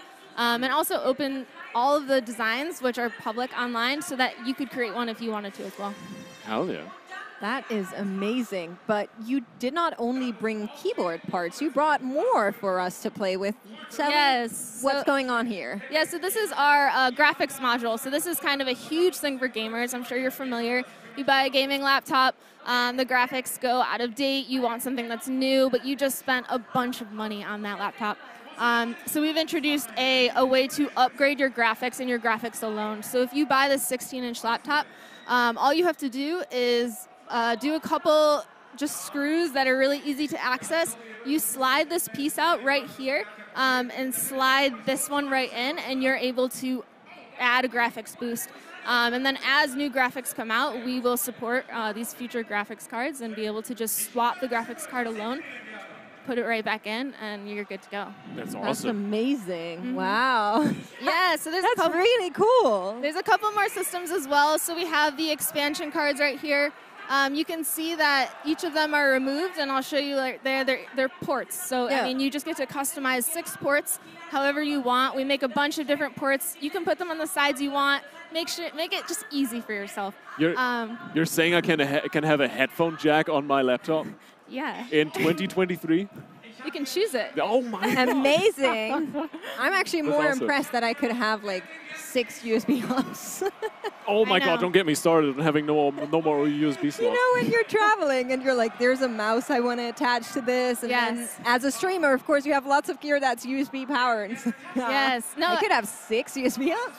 The expansion cards are incredible too because I've actually, since being in Germany, needed a kind of a dongle in order to convert some converters into the wall. So I've just been taking these out and putting them in so my USB-A can go into USB-C. I mean, they're so useful. It's incredible. Awesome. That's awesome. And then if we go for our last system, so the bezel itself is also magnet attached. This is just another way that you can customize so that it completely fits what you're looking for. That's so cool. I'm so scared that it's going to break, but it looks Yeah. like it seems just to be so durable. Yeah, so if you want, you can pick it up. You can hold it. You can do whatever you want. It's made to be used. And if you want to kind of do the twist test, you can see that it is extremely durable. Do you want to do the twist test? Do it. Do Oh, it. God. Do it. It's really Do I rigid. like shut it for the twist test or? No, just twist. Do it. Do it. It's like it's not. This thing isn't twisting. There's nothing moving. Jesus. Okay. Yeah, so that was the scariest thing I've ever done with a laptop. No, it's like I said, this laptop is supposed to be used. We don't want it to be precious where you have to worry about it. It's made of like a magnesium alloy base, which allows it to be really light, but again, really rigid. That's awesome. Yeah, kind of especially the kind of outdated graphics usually have been one of the massive kind of turn-offs for me personally to consider buying a gaming laptop. But if you have a system like this, that's incredible. I love that. I personally am more happy to hear that there's actually a laptop for a clumsy person like me, where if I break something, I can actually easily replace it. That's so cool. Yeah, all of our parts are located online and they're easy to purchase. So if you break just your display, I mean, we have a warranty, but for some reason, if something else happens, you can swap out any part yourself. It's just one screwdriver. It's included in the box, and I promise you anyone can do it. It doesn't take someone who's like really experienced. This is easily accessible. Hell yeah. It's so fun because so many people enjoy building their own PCs, me among them. And one thing about gaming laptops is that if you want to upgrade something, usually it's a little bit tougher to do something. If you can do it in the first place. Yeah, if it's possible. Sometimes it's just not possible straight up. But this is really, really cool technology with kind of customer in mind. So I love that. Yeah, putting the users first has been how we created each of these systems. It was kind of like, what has stopped people in the past? What have PCs been able to give people for gaming that laptops haven't? I mean, I know one of the loved things about PCs are that you can kind of go in there, swap things out, build them, make them your own, everything you want. And oftentimes laptops are locked down, and they're just like, you open it and you feel like you're not supposed to be in there. And ours is supposed to be totally opened up and just customized to your heart's content. So, yeah, all the parts.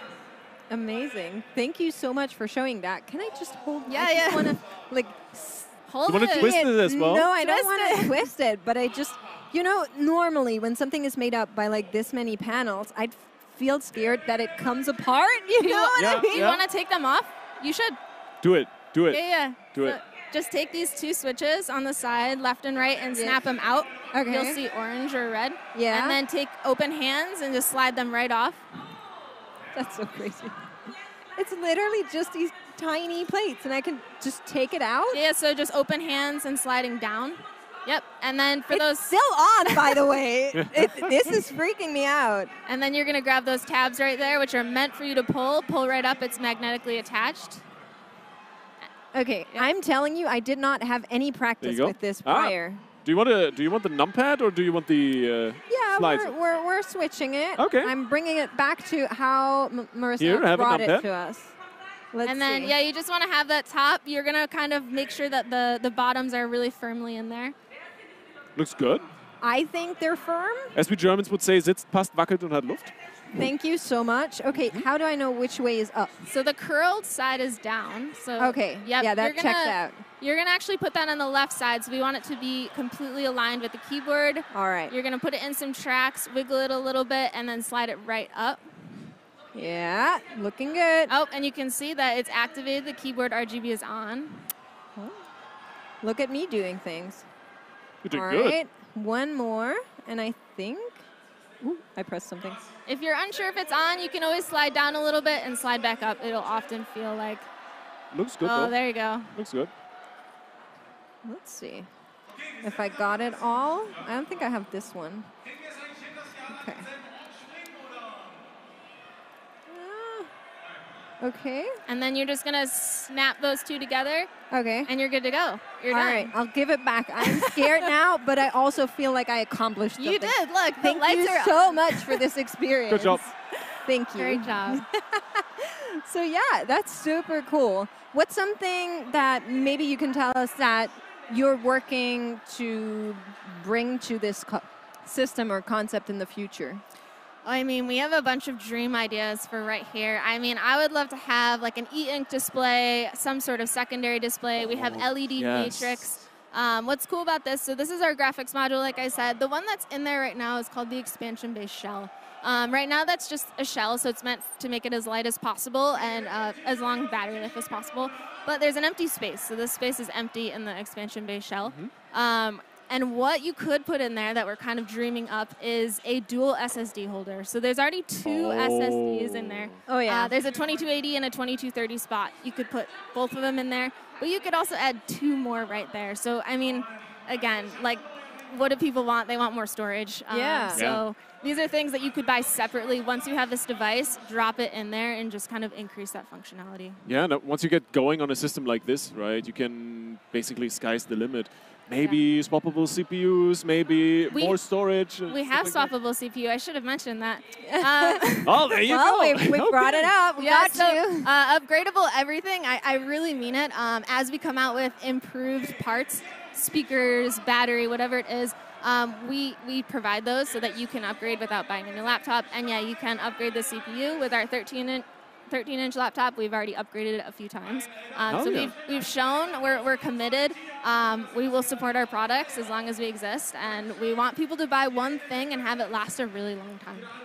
That's amazing. I love that. Yeah, you gotta kind of have sustainable ideas, and I really, really like this for one. Thank you so much for sharing that to us. Yeah, of course. Thanks for letting me talk about it. You could always come here and let me dismantle a laptop, Marissa. I'll be honest with you.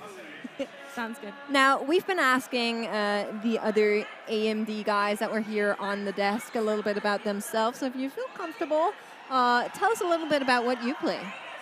Oh, I mean, I've been playing a bunch of stuff to dog food this unit. I see Steam installed. That's why I'm kind of like, surely they benchmark some stuff. The framework team loves to play CSGO. That's like our team bonding activity.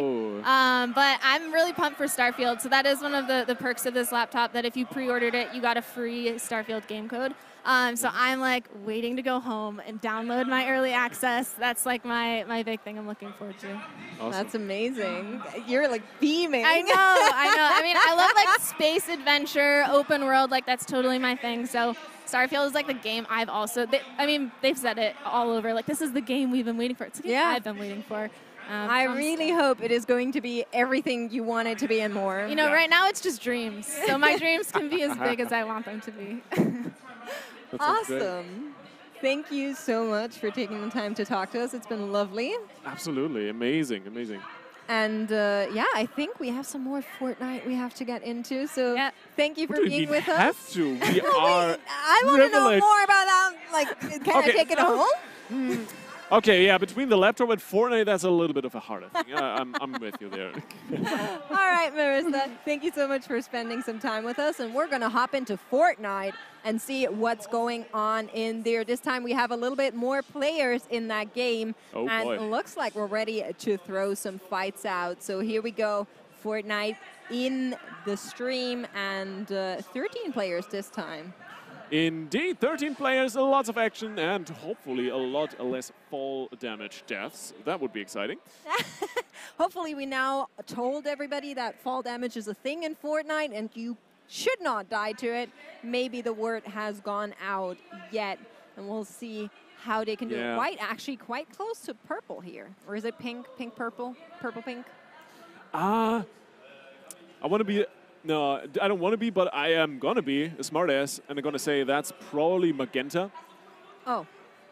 Well, Magenta and White are about to show off. These guys are super close to each other. There are going to be some shots, but seems like we are trying to do a little bit of an escape artist here and running away, trying to hide. Sometimes that is your best option. If you're not happy with your weapons, if you think the other person has an upper hand, then running will do the job for you.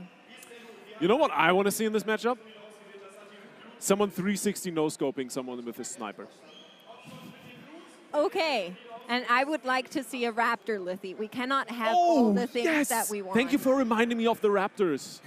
I've been farming those in Zul'Gurub for forever, so finally get to see one here. It's great. Oh, Lord. Back at it with the WoW, but seems like one player already got out. It's 12 players now remaining. No, don't know what exactly happened there, but they got taken down. Brutal, savage, wrecked.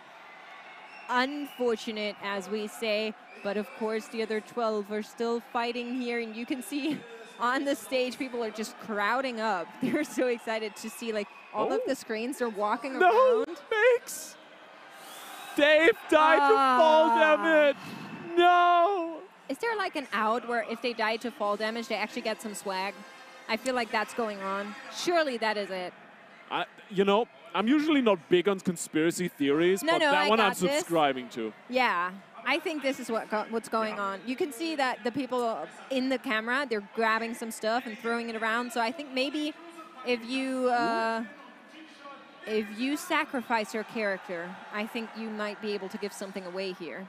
But as we can see, kind of worth it. Now 4 players out. Another fall damage. What? That is wild. I saw someone with an orange weapon also. Oh, that's really good. Oh? I didn't see what it was, but surely that must be good. There's no fake legendaries, right? You know, legendaries aren't always great. Sometimes it's orange and you're like, well, this is not the best. So we'll see what they have equipped once they ever come back here, but 9 players remain, and it looks like Magenta is still looking for White. What was the new line? Aurora echoes? Yeah, no, we're not doing that. We're definitely not doing that. Unless there's a Raptor, then we can talk about Raptor Roars. For the moment, 32. Kind of moving parallel here to yellow, and this could turn into a quick 1-2 fist fight in just a moment. They don't know, but yellow is so close to them there. You can see it on the mini-map, but seems like we might have escaped here. I think yellow has a little bit of a high ground here. Bit of looting going on, but the weapons look pretty decent on 32 at the very least, so... Oh, Keppe is finding another pick across the map. Beautifully done. Nice headshot, lining himself up there right and proper. Yep, gotta take him down. Was really nicely done, and we're on our way, but there's more players remaining, and actually 2 of them are super close here. Yellow also not very far, so if there is a shoot-off, we might actually hear some noises, but there's a Raptor. This one, I'm not sure if it belongs to a player, but it could be, yeah. Could be that this is one of their pets. There were some shots going out as well, attack damage, and it's still going on. Yep. Clever goal, quite indeed. Sticking that onto the other players, and we're getting a little bit of an overview of where people are at. Oh, I see there's a firefight going on, a little bit of health bars, and 35 just getting slaughtered by number 1. Well, number 1, it's in the name, right? So we'll see if they can take it. All 7 players remaining, and we will see who takes it all. Yellow and orange up on the rise here, and I think our Eye of the Storm is also coming closer. 20 more seconds to go, and then players will need to group up closer. And you can see one is lying in wait here. A little bit of a, oh, if you want this, you know, I'm going to take you down as well. Trying to hover around, see what's here, but that slurp juice just looking too good. I can appreciate a good loot bait, especially with a purple weapon. I mean, to me, that's kind of the ultimate BM move. Executing someone with a gray shotgun when you could grab a purple weapon. That's an interesting move to go for, but number 1. Lining it up nicely, as we see. Got a bunch of other players still in the lobby. 7 players still alive. Yeah, Yellow, we're right behind him. quite close to some. There's a little bit of fire going out. One is up on the bridge. Did go down here, though. Maybe not the smartest move, but the move to get closer to their enemy. Both of them kind of hiding out behind the stakes here, trying to get a shot, but it's not going to happen. If it bleeds, we can kill it. I'm just shaking my head. For anybody that cannot see us, and I know that's you back home, but there's just not much I can add to that. We did build a little bit of an angle here to shoot down from, but it actually hurt us. It blocked the view to some parts, so it is going to be in the way here. Some of the shields are popped, but just not enough yet. We don't know how much the other player has taken, but the fire keeps going. Oh no, number 1 losing control of the character, just standing still, a living, unmoving target, and taken out. Unfortunate. I think I heard a countdown in the background, so I'm not sure what was going on there, if they maybe had to sacrifice themselves. But we will see now what AMD 32 is up to. Red and yellow are in the area. There's another player in the bottom right that could also be quite close. No kills on this player just yet. We got to find someone. Indeed, a little bit of slap juice going on. Gotta grab a little drink in between, you know, get yourself a break. You're worth it. You absolutely are. You are Knuff. Nice. Nice. All really right, good. 6 players remaining. Let's see what happens here. Red coming closer to 32, but will it be close enough to actually take them down? We do have another countdown, I think, going on in the back, so maybe we will have someone else sacrificing them. I'm not quite sure on the rules here. You know, we're just winging it, but we'll see how it goes. Hopping over to 37, and they're actually super safe here. No one really close. There's one player right in front of them that I think might be camping up there, but will they actually see them? Oh, Kepi eliminating Flixie in a swoop. Nice one on the duel there. Another kill picked up, down to 5 players now, and look at that. This is a loot site if I've ever seen one. There's a lot of resources lying around. Especially shields, and those are so good. But there's another player here as well, I believe, right on top of 37, so we'll have to see whether or not these two are going to meet, and if there's any shots coming out. Yellow also straight on the way for them. You can see the little bit of airstreak coming through, launched themselves all across the battlefield, and now there's 3 players so close here. I believe we're gonna get some shots. Yeah, oh, they're right behind them in the bushes. Crawl past him, there he is, going in for the ambush. There's a chest in there, the shotguns are being pulled out and getting shot in the face. 37 has to, once again, surrender to Kepi. Kepi boss, 3 kills on the round, that's impressive. Yeah, that's a really, really good amount. With the players that have gone out thus far, he actually took nearly half of them, so we will see how many more players Kepi can actually knock out here. 4 players remain. The zone is coming closer. White is super close to red here, still hiding out in the house, knowing that they will be in the safe zone here. But seems like we're doing something. Oh, so someone won something. Oh, yeah, a team already won. We were doing teams? We were doing teams, apparently. Hell yeah, let's go. That's worth a round of applause. They are getting the credit they deserve. Well played, and GG's to that one. That's the second map already wrapped up. Man.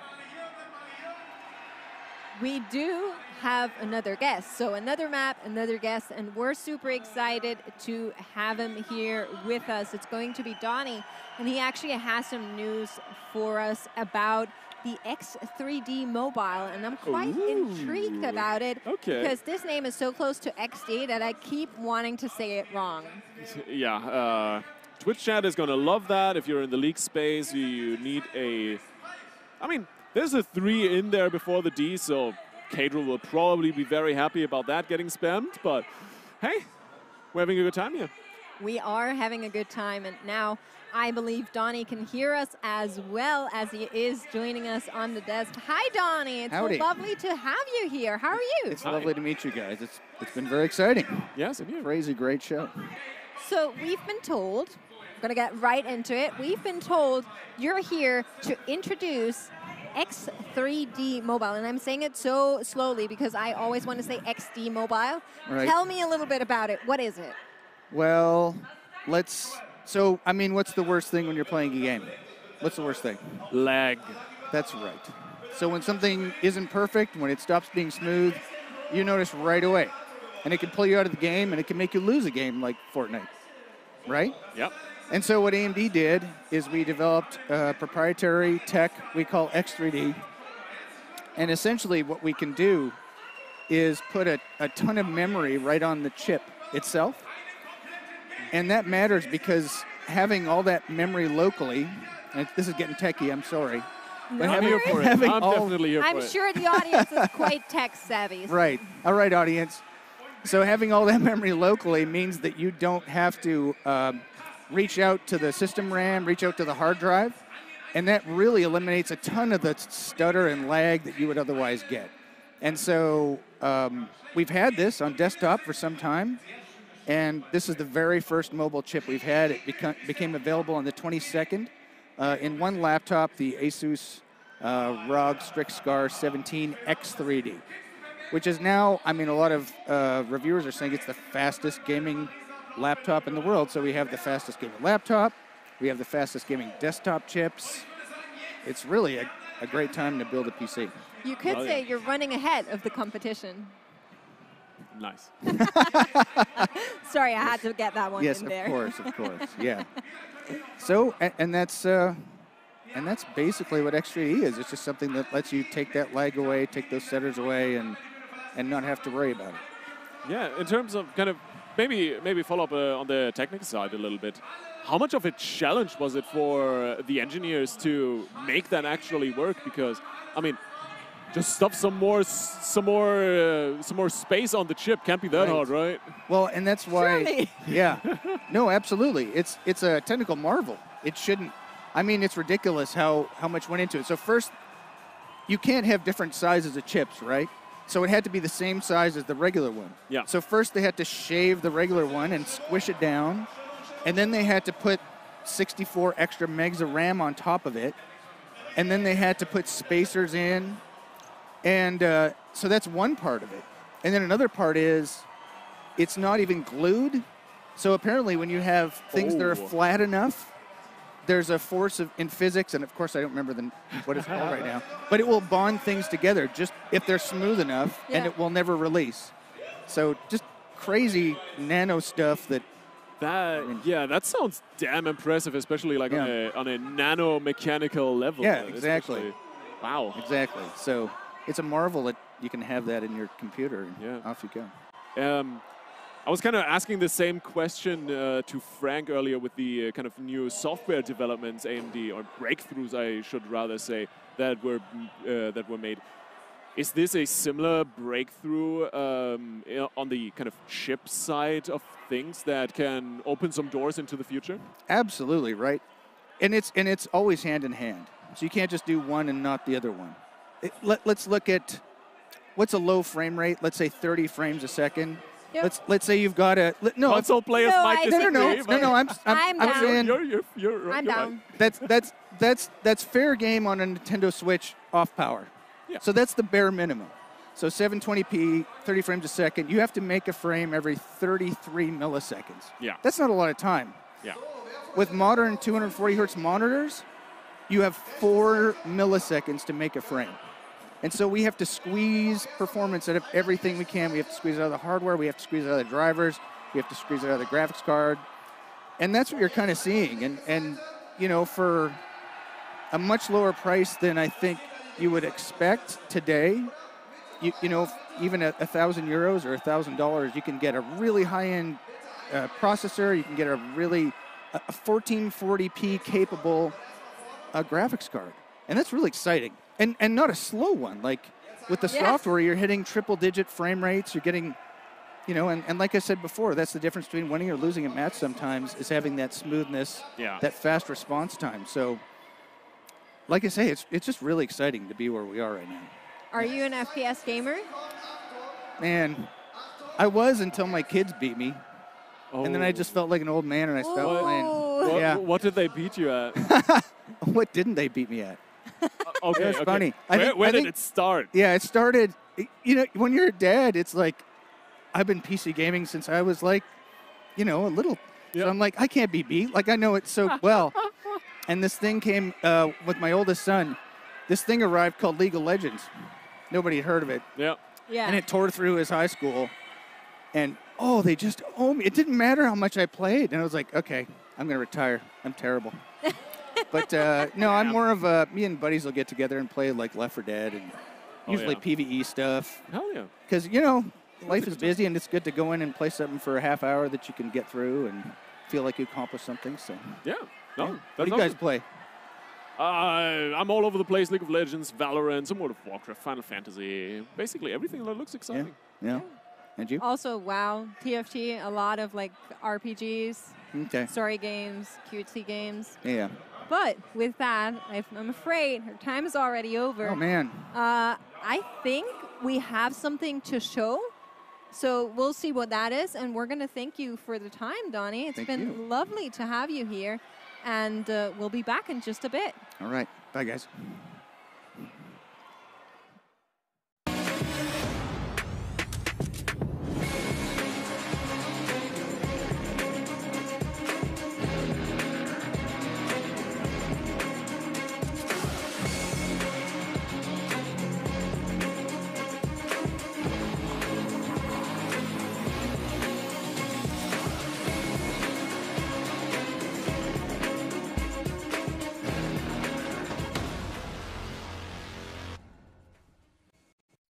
Meet Ally, a brand new Windows gaming handheld from ROG. Powered by an AMD Ryzen Z1 Extreme processor, the ROG Ally puts the latest AAA games in the palm of your hand. A full HD 120Hz display lets beautiful graphics take center stage, even outdoors. ROG Ally. All your games, anytime, anywhere.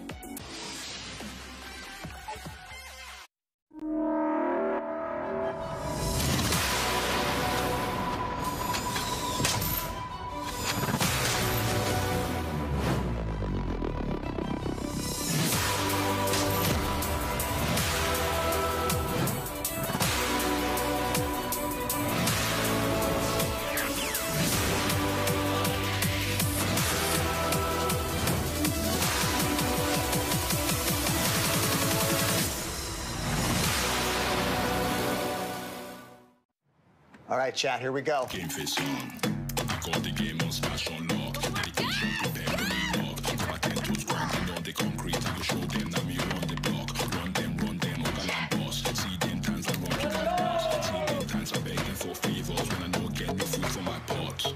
Table don't turn. With the big friend, but the bridge don't burn. Game face on. Game face on. They're really on. Let's go, baby. I know what it is.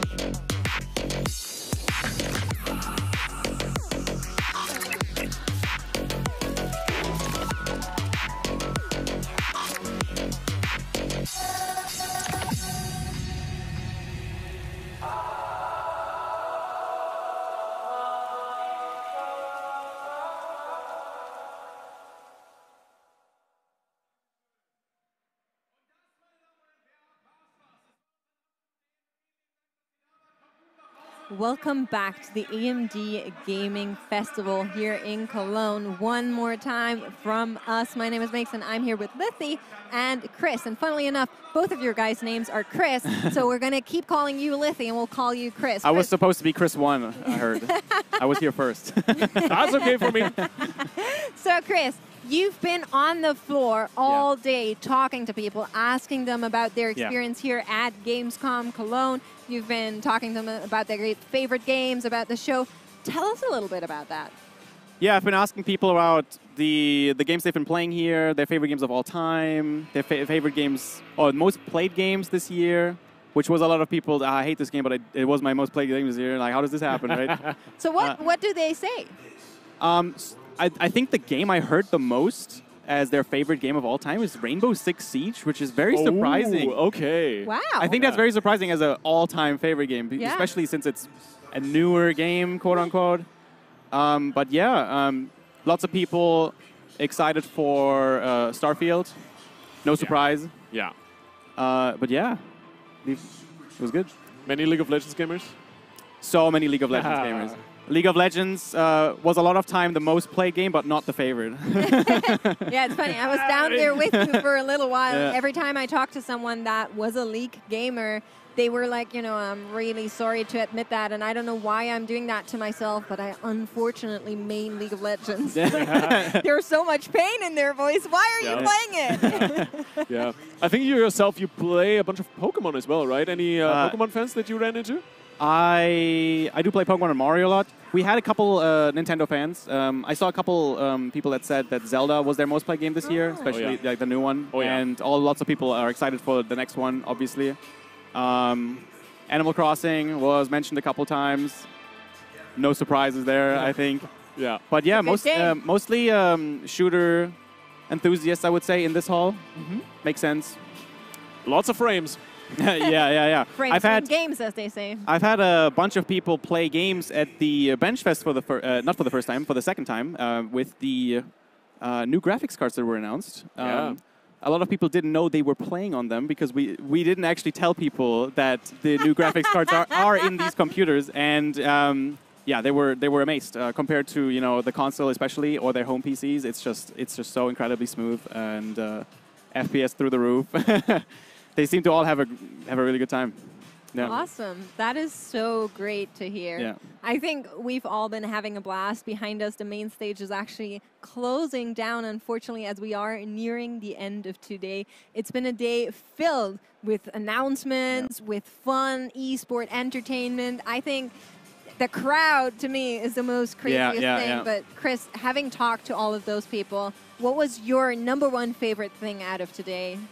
My personal favorite thing of today, it was some people I interviewed were just so excited about new things that were coming out. I had a couple enthusiasts of like giveaways, so and they were so proud and showed me their winnings. Like a lot of people brought them along, and I was like, "All right, show me your winnings," and it was really cool. We had some really like versatile things. We had not only like shirts, T-shirts. Also, like custom art was shown, and it was really cool. That's awesome. Hell yeah. What about you, Lithy? You were actually up there on that main stage. Would you say that was your favorite thing? You can say it. I won't be mad.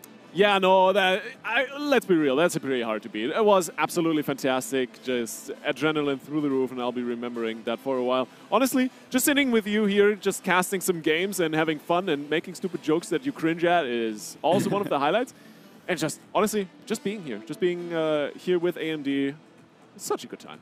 Yeah, now I've been saying for the entire day that my favorite thing about Gamescom is seeing how passionate people are and like their faces light up when they get to do something that they really enjoy, and kind of seeing people be able to nerd out in public. Let's be honest. They get their validation. Let's be honest. If you go here and you walk around, you see so many people doing what they love and them having no shame about it, which I think is how it should always be when it comes to gaming. Yeah, especially the cosplay people. They were so excited to be here, and they were, I think, the most excited people to be interviewed because they wanted to show off their costumes. And rightfully so. You spent so many hours on them. Yeah, really. And we gave them the opportunity to share their profiles so that other people can, check them out and their other creations.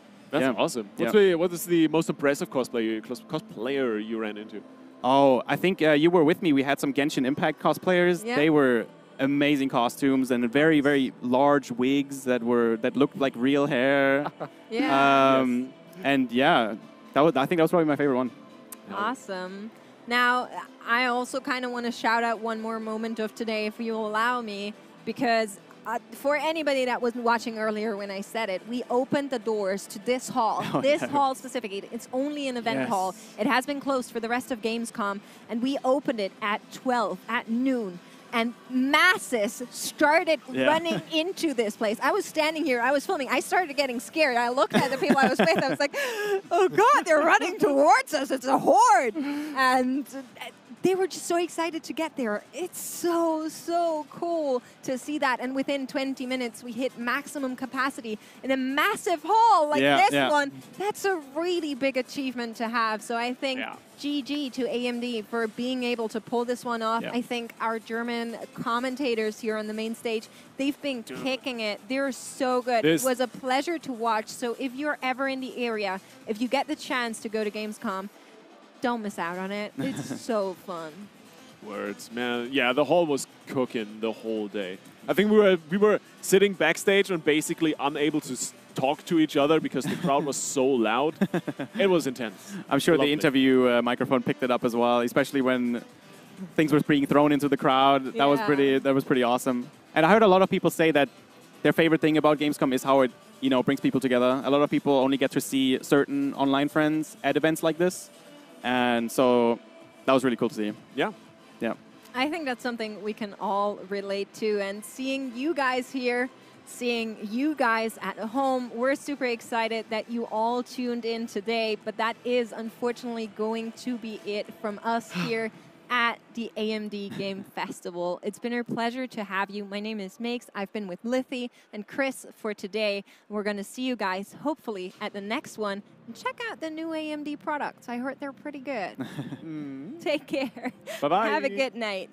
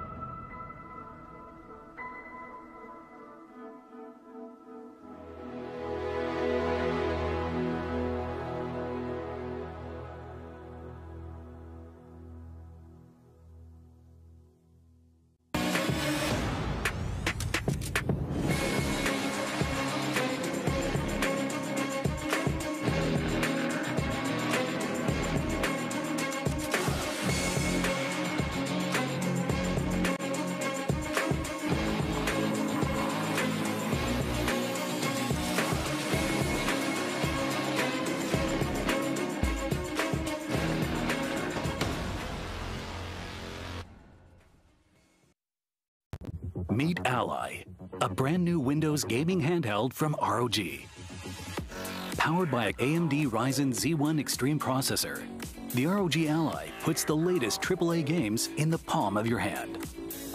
A full HD 120Hz display lets beautiful graphics take center stage, even outdoors. ROG Ally. All your games, anytime, anywhere.